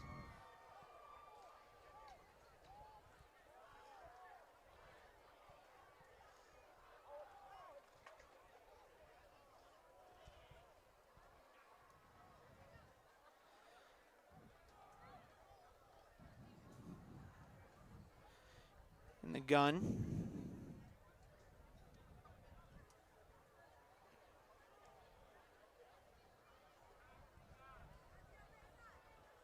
Cromartie calls for the snap. Fires over the middle. Gain of 3 for Pillow. He's already got 2 touchdowns on the night.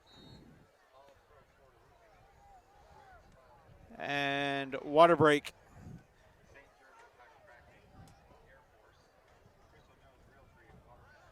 So again, next week, Alan Slaughter-Zinski for sure will be bringing you Heritage and Vero Beach. On that same night, I will be playing in the teacher's softball game. Suntree Elementary will be taking on Manatee in the second game of the night. Quest Elementary will be taking on Viera Elementary in the first game. I believe that first pitch is scheduled for 6 o'clock on the 25th. The first pitch of game number 2 will follow game number 1. What we got? Slow pitch? Fast pitch? Slow pitch. Slow pitch. Nice.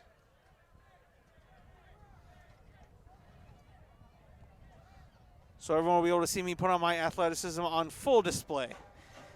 Hey, you put one over the fence. That's athleticism. Game being played at USSSA Space Coast Stadium. Hand off up the middle. And 5-yard gain on the carry.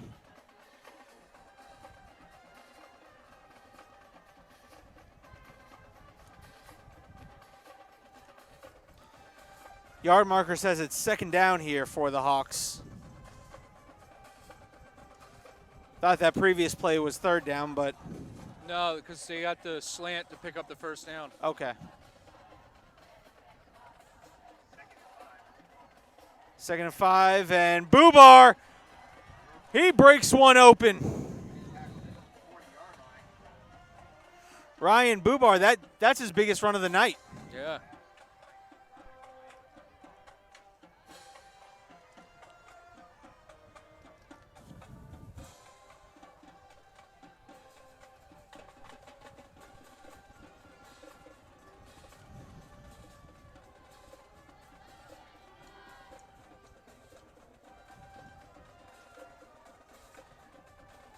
Cromartie fires back over the middle, and it's caught.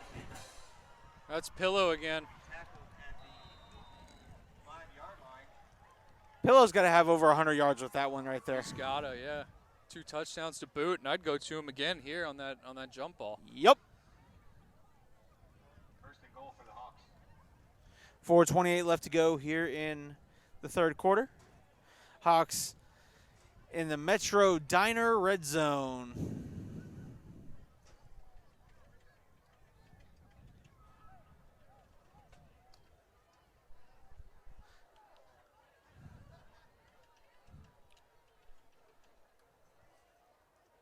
And up the middle. Goes to Ryan Bubar. By 3 Bears down 4-yard line. And he'll be drugged down after a gain of about 2 or 3.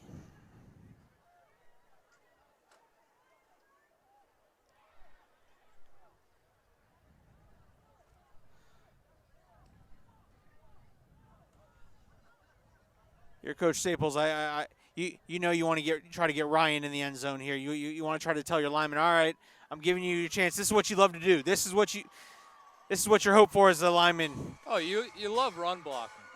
Run blocking is a blast. Play action, Oh, pump the fake. slant, and that's number 3. That's the hat trick for Pillow.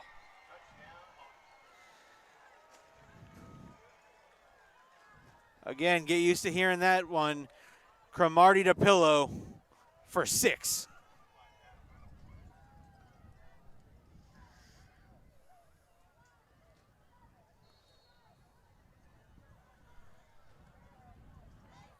Now Blake Pulliam kick the extra point.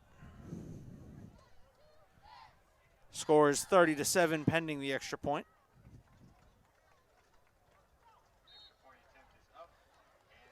Up and good, and it's 31-7. Hawks take the lead. We'll be right back.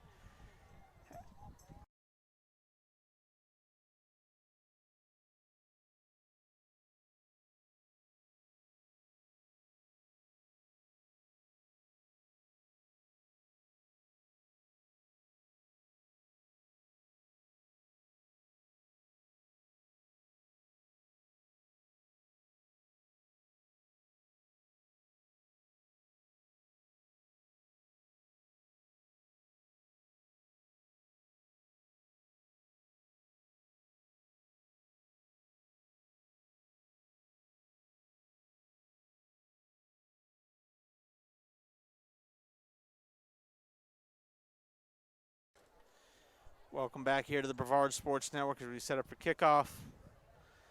3:22 left to go here in the third quarter.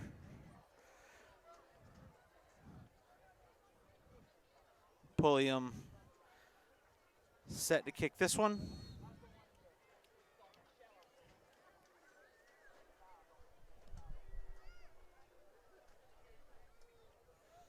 And that one will bounce into the end zone for the touchback. 3 minutes, 22 seconds left in the third quarter.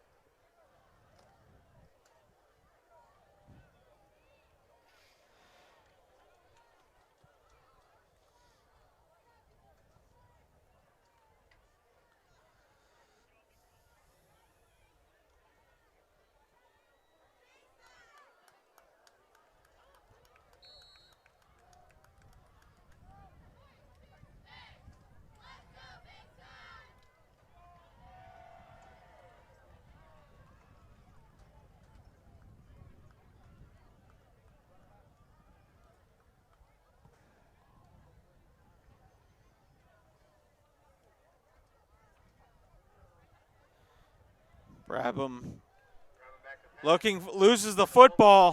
Recovered by the offensive line. And lucky have an offensive lineman down there to get on top of that one. Yeah, that was would have been no bueno had they lost that ball. This thing would have, if it's not already, it would have definitely got blown wide open. Yeah.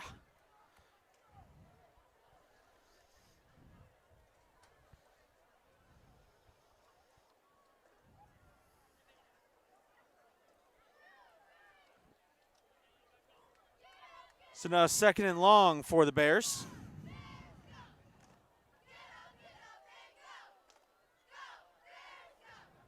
Brabham, 2 backs in the backfield, 2 receivers wide up top.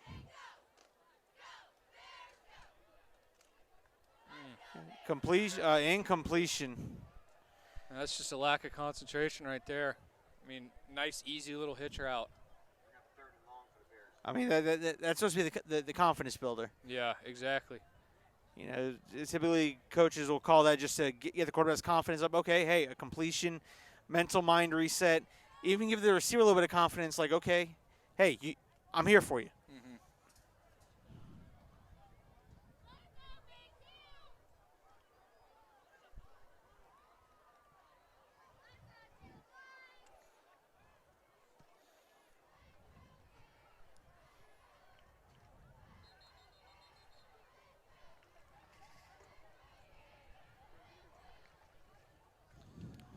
Viera player instructed to put his mouthpiece in.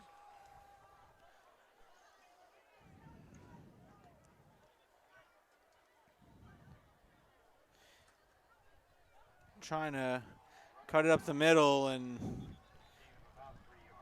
might have gotten 2 or 3.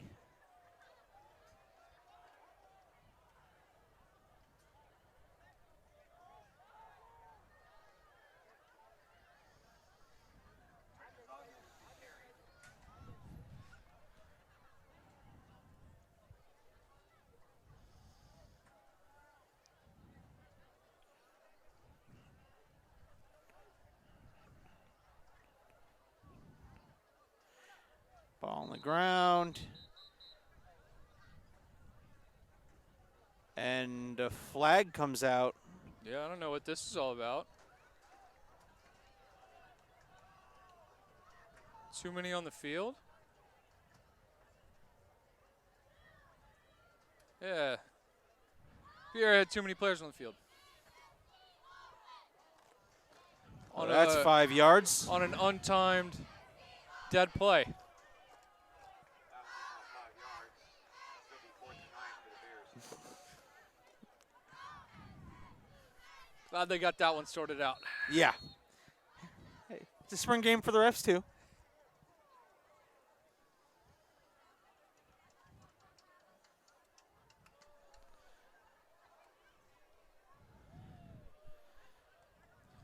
That's going to take a Viera bounce. Yeah. Viera's going to have very nice field position, which will probably be the last drive of the third quarter, I would imagine, although 1:41 left. it's scoring relatively quickly, so who knows? I want to say, I'm like, the way Viera's been scoring, we might be able to squeeze another 2 drives. Viera will take over at the 45-yard line. And they moved him back. For what reason, I do not know.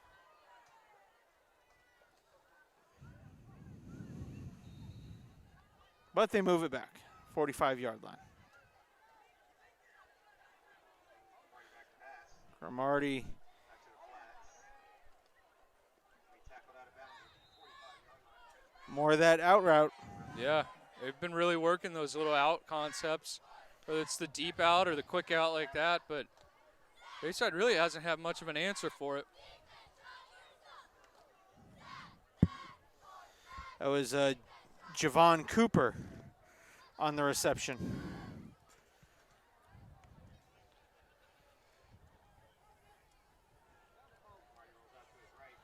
Marty rolls got him out, deep. fires. Oh, good play on the ball. Good play on the ball by number 4, Kyle Eligele. Pass is incomplete. It'll bring up 2nd down.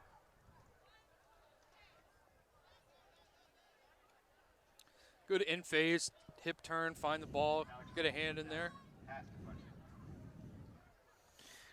On a ball like that, all you need to do is just knock it off target. That's it.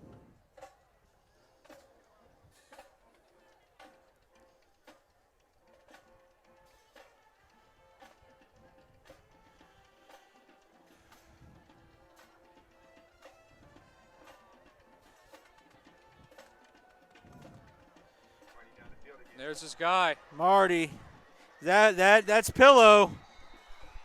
Not 1, not 2, not 3, but 4 touchdowns on the night. Cromartie to Pillow. Touchdown, Viera. I mean, scrimmage, state championship game, really doesn't matter. 4 touchdowns is impressive. They've got quite the little connection going on there. Interesting that they got a number 0 on the roster, too. I think that's pretty neat. Yeah.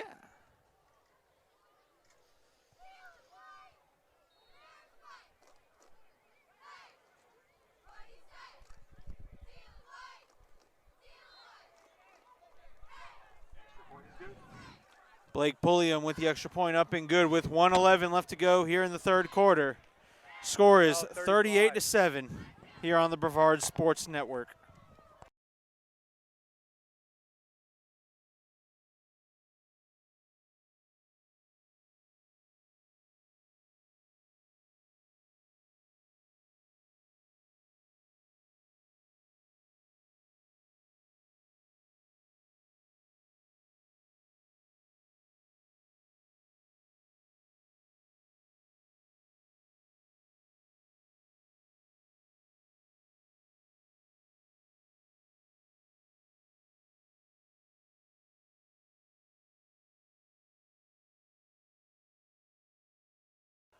Welcome back.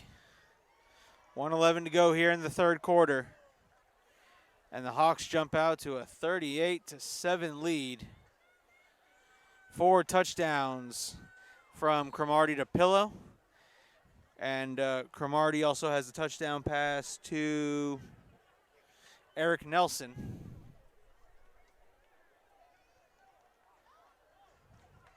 That one bounces out. of the end zone, and the Bears start once again at the 25-yard line.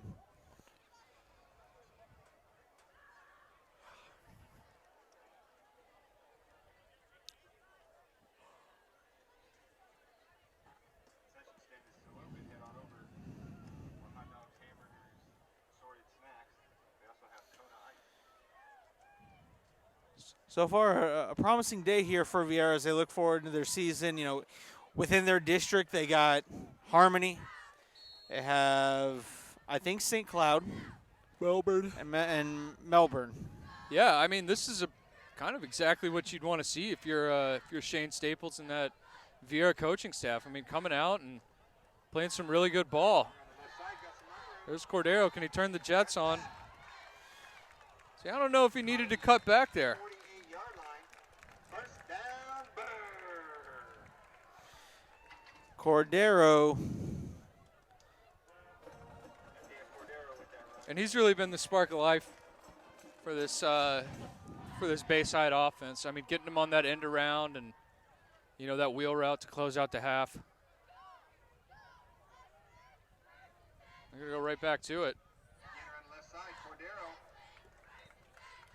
7 yards, 8 yards on that carry. Tackle made by Eric Nelson.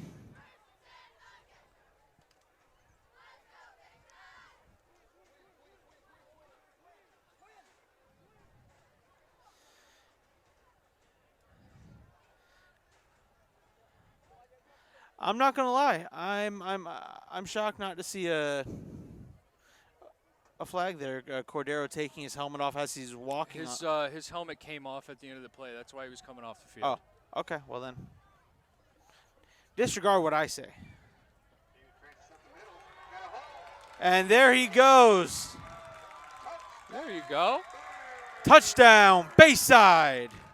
Sticking to their identity there, running the ball, a little misdirection, 2 plays in a row with that sweep, and hitting him right up the gut with Larry Francis.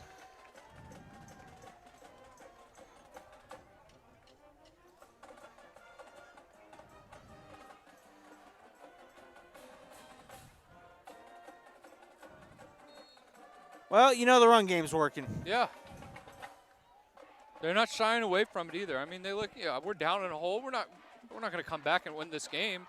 But again, it's a scrimmage. It's about working out what you're going to be good at for the fall. And I think they're going to be pretty good at running the football. Yes.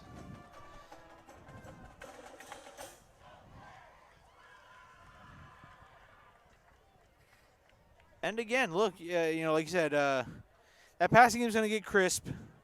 And Bayside has the opportunity to be a dangerous team this year. I mean, look, you're in a division where I believe it's Rockledge. Nope. I don't have it in front of me, and now I lost it.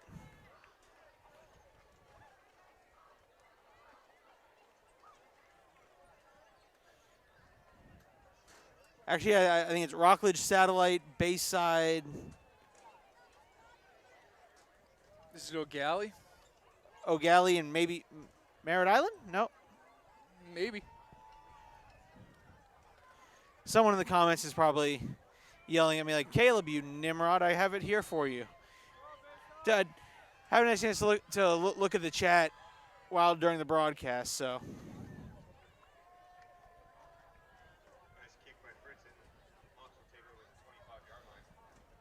Touchback for the Hawks. And that will be the final play of the third quarter with your score. Viera 38, Bayside 14.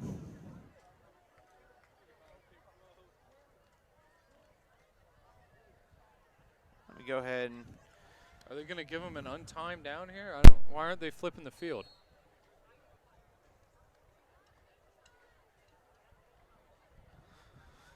All right.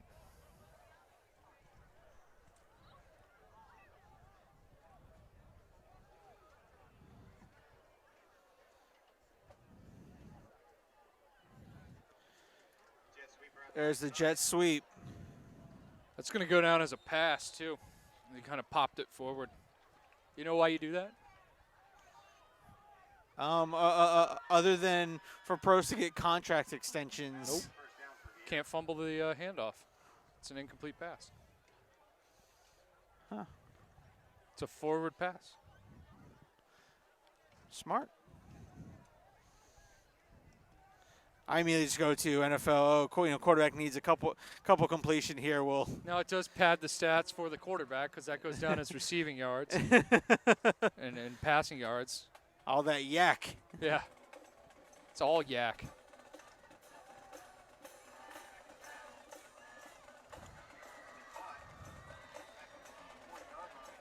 And that was number 5, Bruce Tucker, on the completion. Michael Geiger with the tackle. Geiger with the tackle for the Bears.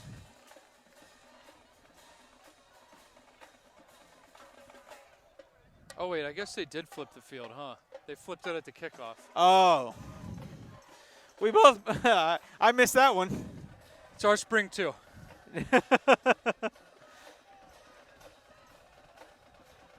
Gives it a, Off the right side.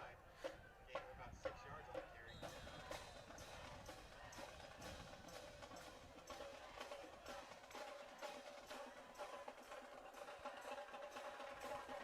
Ryan Bubar with a Bubar's 6 tough yard. little runner, huh? Yeah, he is.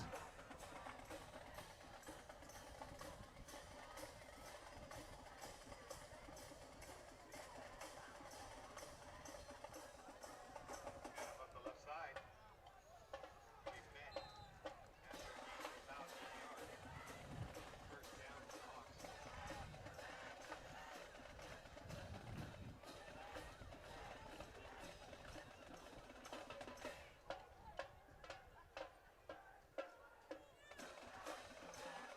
Ten minutes left to go in the game.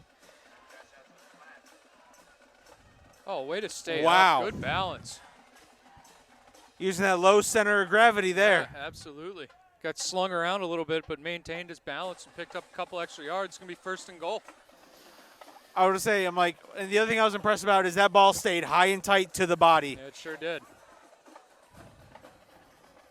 How many times have we seen fumbles happen where they get slung and someone happens to get a, one good punch in and Okay.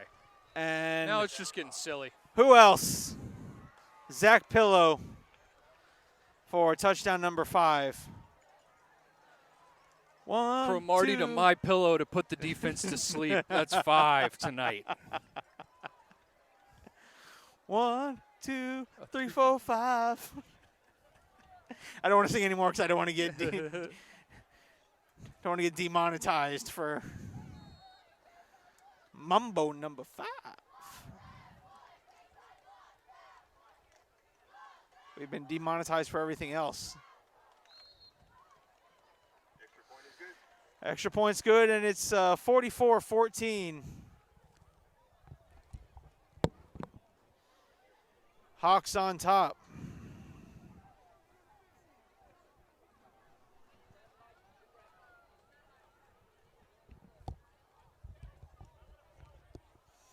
Yes, I may be 26 years old, but I know the Mambo number 5. Well, it's iconic.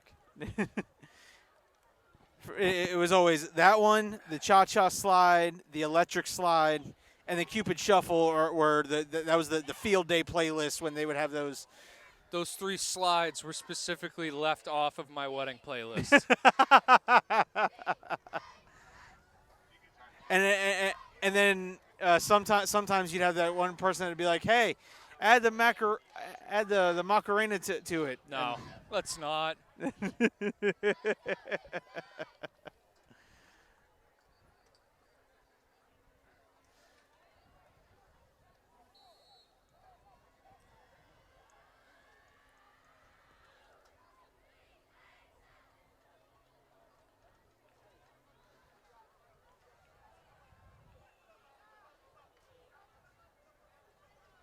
Now,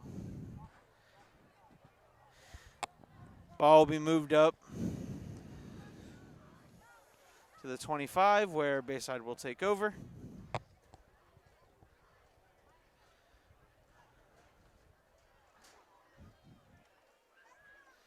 Isaiah Cordero with both touchdowns for Bayside. Nope. Cordero's got the one, and Larry Francis took That's- the other one in. That's right. We just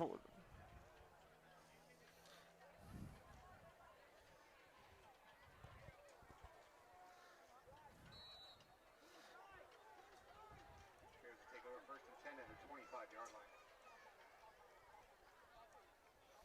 and offensive coordinator not happy with. Nope, that was not the formation that was called, and it burned a timeout over it. Maya Mitchell and Shunaja Hermogen. Hold on, let me correct something here during the time. I like to think Metro Diner. Apparently, I can't do math tonight. It's 45, not 44. It's Friday. That's what I'm going to blame it on. It's a Friday after a long week. It's our spring, too.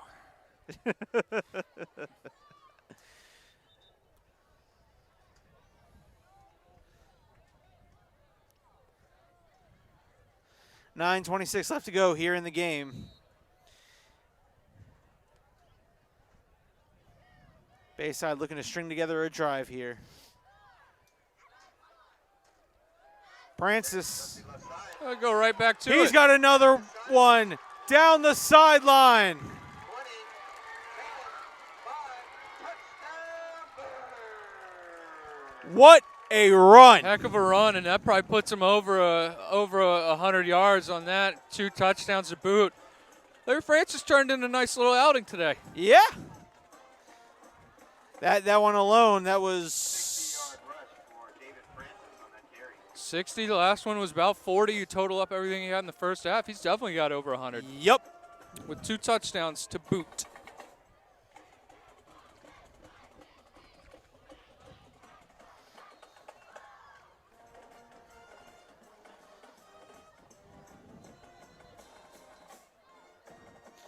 And a flag on the play. Be an offsides on Viera, or encroachment rather. They encroached past the line of scrimmage.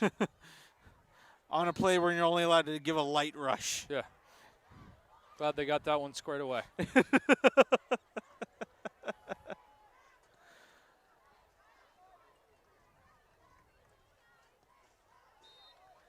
Kick is up and good. So Bayside puts another one on the board. That's If you require a ride home from your parents, now would be the opportunity to call them and have them on their way. yeah. That's the fun. This is the fun part of game for administration. Clearing everybody out of here.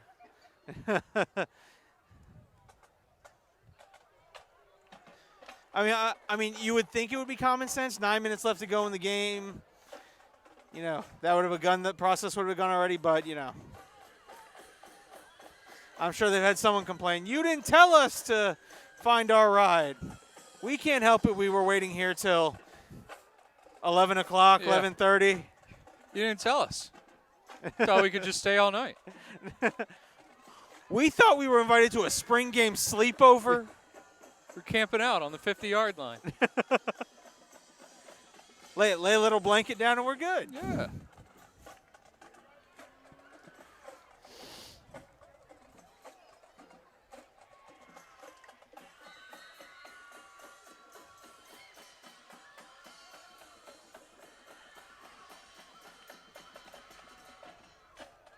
Kick by Fritzen. Bear will start at the 25-yard line. All right. How do you predict this drive ends? Well, looks like they're keeping the starters out there. I guess they're going to play a full game. You know, they're probably going to keep throwing, and it's not to rub salt in the wounds or anything like that. That's what they do. You know, that's Yeah. their offense. And you want to say, like, hey, you know, just trying to run our offense, and that's all they're doing. We're working on what we do well as well, you know, and again, it's just a scrimmage. The score really does not matter. No. Nobody's gonna, go back in the annals of history and say, "Hey, you remember that spring game against Bayside Around the left side. and Viera in 2023?" No, nobody's gonna. No. I do think Cromartie has checked out though. They've got Eric Nelson lined up at quarterback right now, so maybe they are just going to run it. Maybe Maybe this is like their wildcat package that they want to see on against somebody else. Something like that.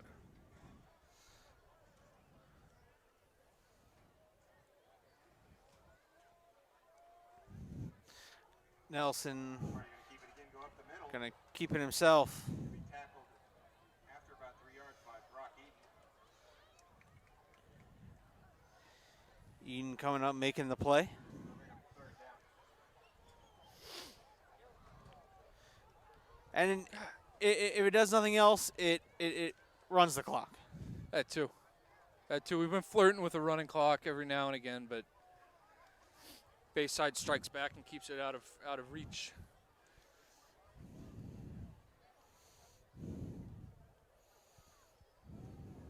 And up the left side. There's Bubar. Tackled by a host of Bears, led by Brock Eaton. That'll bring up fourth down.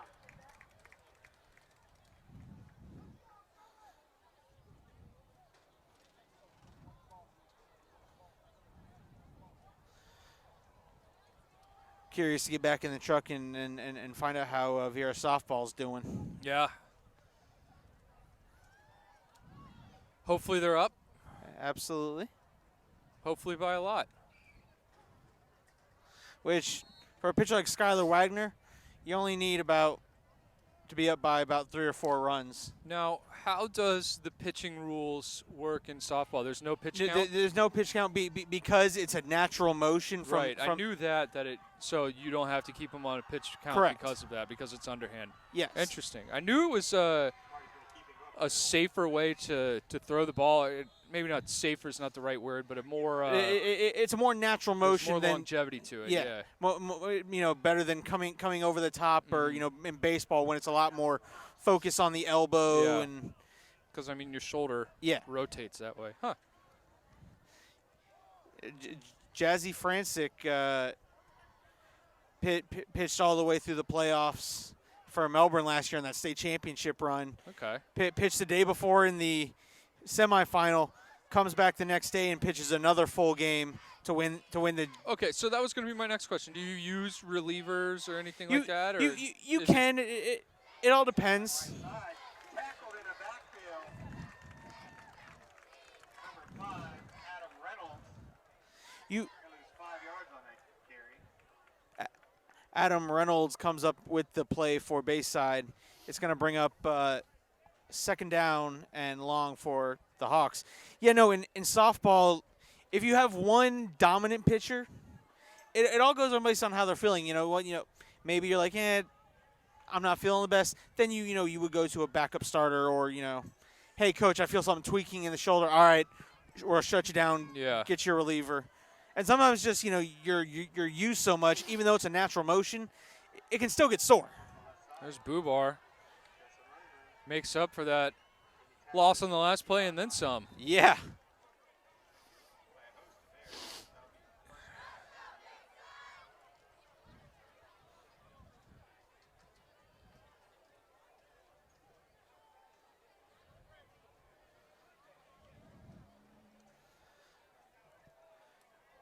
.548 left to go and a water break.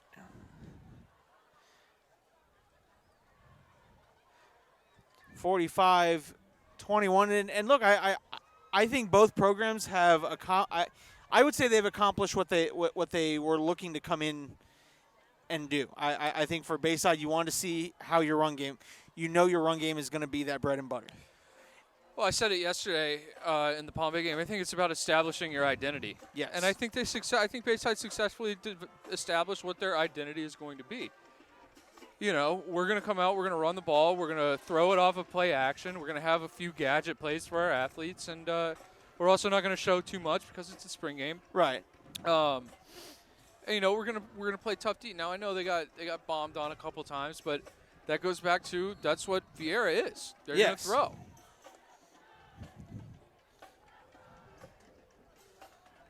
Oh, bad snap. And as good as that run was by Bubar, that's a huge loss. Yeah. But you know what it does? Ticks that clock. Yep. Second and a trip to Viera. Well, they're going south, so more like Sebastian. Okay, yeah, you're right. Not to be that guy. Well, actually. And there's Bubar again making it, well, never mind. I thought that was the first down marker. Didn't realize it was second and 40. So then it about closer to Vero Beach there. Yeah. Let's talk Viera the rest of the season. I don't know what their schedule is actually looking like, but, I mean, if they play tonight, and again, they're just jumped off sides, now they're going to make it 3rd and 10. They play the way they did tonight and kind of build off of this confidence, which I think they can unlock a new level. They've got what looks to be a really lethal passing game with Pillow and Cromartie and Nelson. And, even Bruce Tucker had a couple nice catches. And, I think Melbourne's going to have a little bit more of a down year than they have. So that, that's a game that, they could feasibly win. I don't know what the teams out in Osceola County are looking like, but as far as like Brevard, I think those games that they were just close in last year, I think those now turn into wins. And you can see this team feasibly having a much better season. Now, obviously, a much better season could be 4 wins, right? But I'm thinking better than 4. I think they could go 500. One of the games that actually might actually be really interesting. When we were talking about the teams in their district, Heritage is in that district with Melbourne, Viera. Are they? I believe so. Heritage, Melbourne, Viera, Harmony. Might have been Heritage instead of St. Cloud. No, I thought St. Cloud was in that. I don't know. They also redistrict a bunch of stuff too, so who knows? But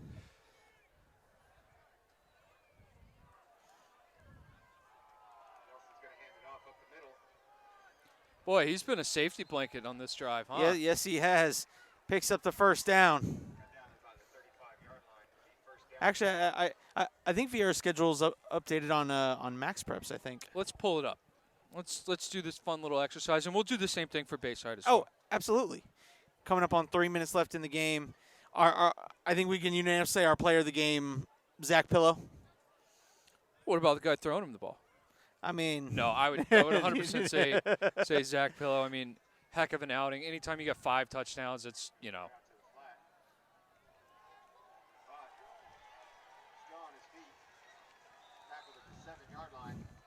Okay. So they start the season with South Fork. That's going to be a kickoff classic game, so it's not going to count for anything. I don't know what South Fork looks like, but I know they were down. Okay, so that's something to keep in mind. Satellite, that's going to be one to circle. They're going to open up the regular season because that kickoff classic game doesn't count towards your record. They're going to open up the regular season against Satellite. That's one that I've got circled right now. Yep. I want to see what Viera looks like when the season counts, because I've been impressed with them tonight. Yes. I want to see what they look like when the season counts, and I want to see what Satellite looks like after losing their star quarterback from last year. I know Helton's going to have a heck of a defense. He always does. But I want to see what that offense looks like. I want to see what Dylan Vigliotti out of Satellite is going to step up and do this from this offseason. So a relatively tough start to the schedule. They start with Satellite, and then week 2 they've got Rockledge. Next. Week 3 they play MCC. Now you might say, play MCC, that's a guaranteed win. Ooh, I don't know that it is. They have the number 1 ranked 2027 quarterback. Caleb, I graduated in 2012, so I'm feeling relatively old hearing that. They've got Day Farmer over there. Yeah. And, Coach Hooks, he really turned around a Holy Trinity program. And, that's not going to be, a homecoming game. That's going to be harder than you think. Yes. They got Heritage, which at this juncture, just based off hype alone, I think I would, without seeing them, I would maybe go Heritage in that one. But Yep. again, the games haven't been played yet, so it's tough to say. Then they're actually gonna play Bayside in the regular season as well. So I think Bayside's gonna have a lot to build upon, and they're gonna get better. So that could end up being another good game. Titusville, I think Titusville and this Viera team, if this holds true, if this is how they're gonna play. In the fall, I think that's going to be a really good matchup I want to between say those two schools. that'll be a fun one that I'm not gonna lie. I would like love to see that game. Two up and coming programs. If Viera can do this year what Titusville did last year, Yes. I think they're on the right trajectory, and Shane Staples has got something going in the correct direction. And that's a touchdown for Eric Nelson. That's And his that second can't- of the day. That's all they have listed on Max Preps. Okay. That can't be right. That's very few games. So the rest of the schedule is not up yet. So let's go look at Bayside's.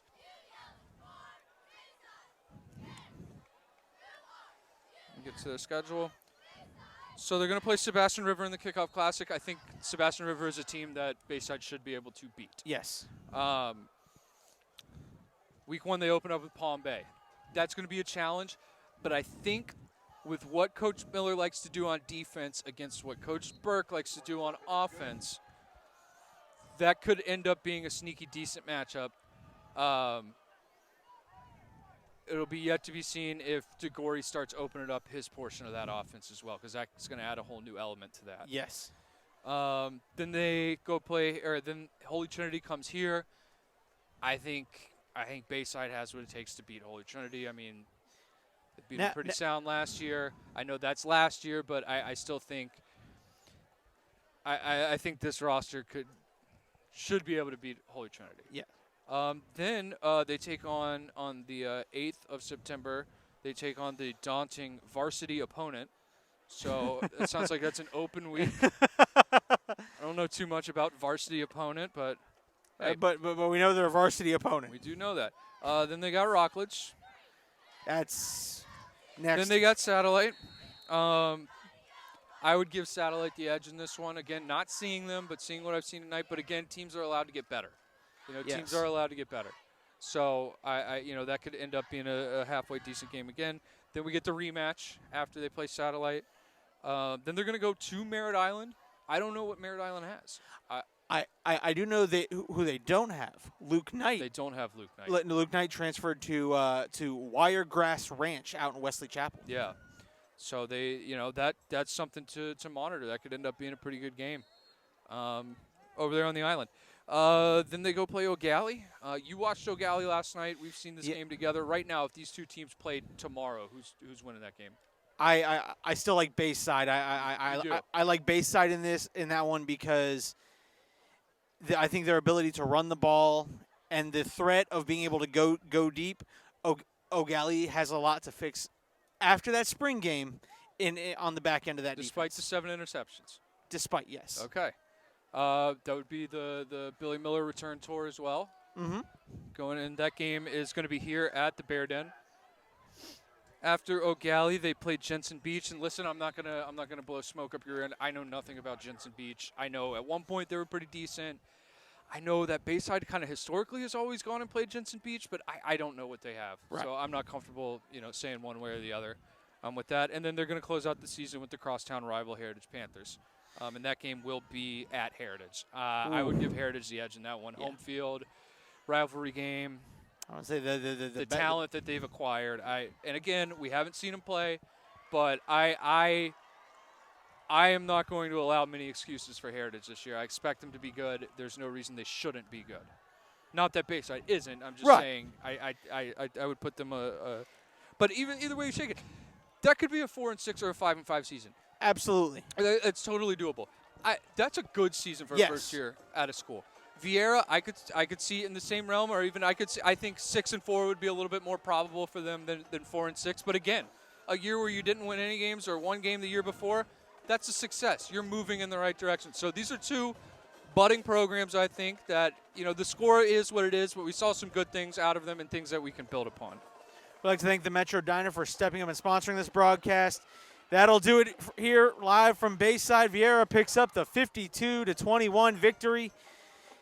For everyone involved here at Bayside, athletic director and principal Logan Pettit, I'm Caleb Brown for the Brevard Sports Network. Have a good night, and you know the drill. Make it a sports night. If Allen's still live, go check out and support Viera softball against Bartow in the regional final.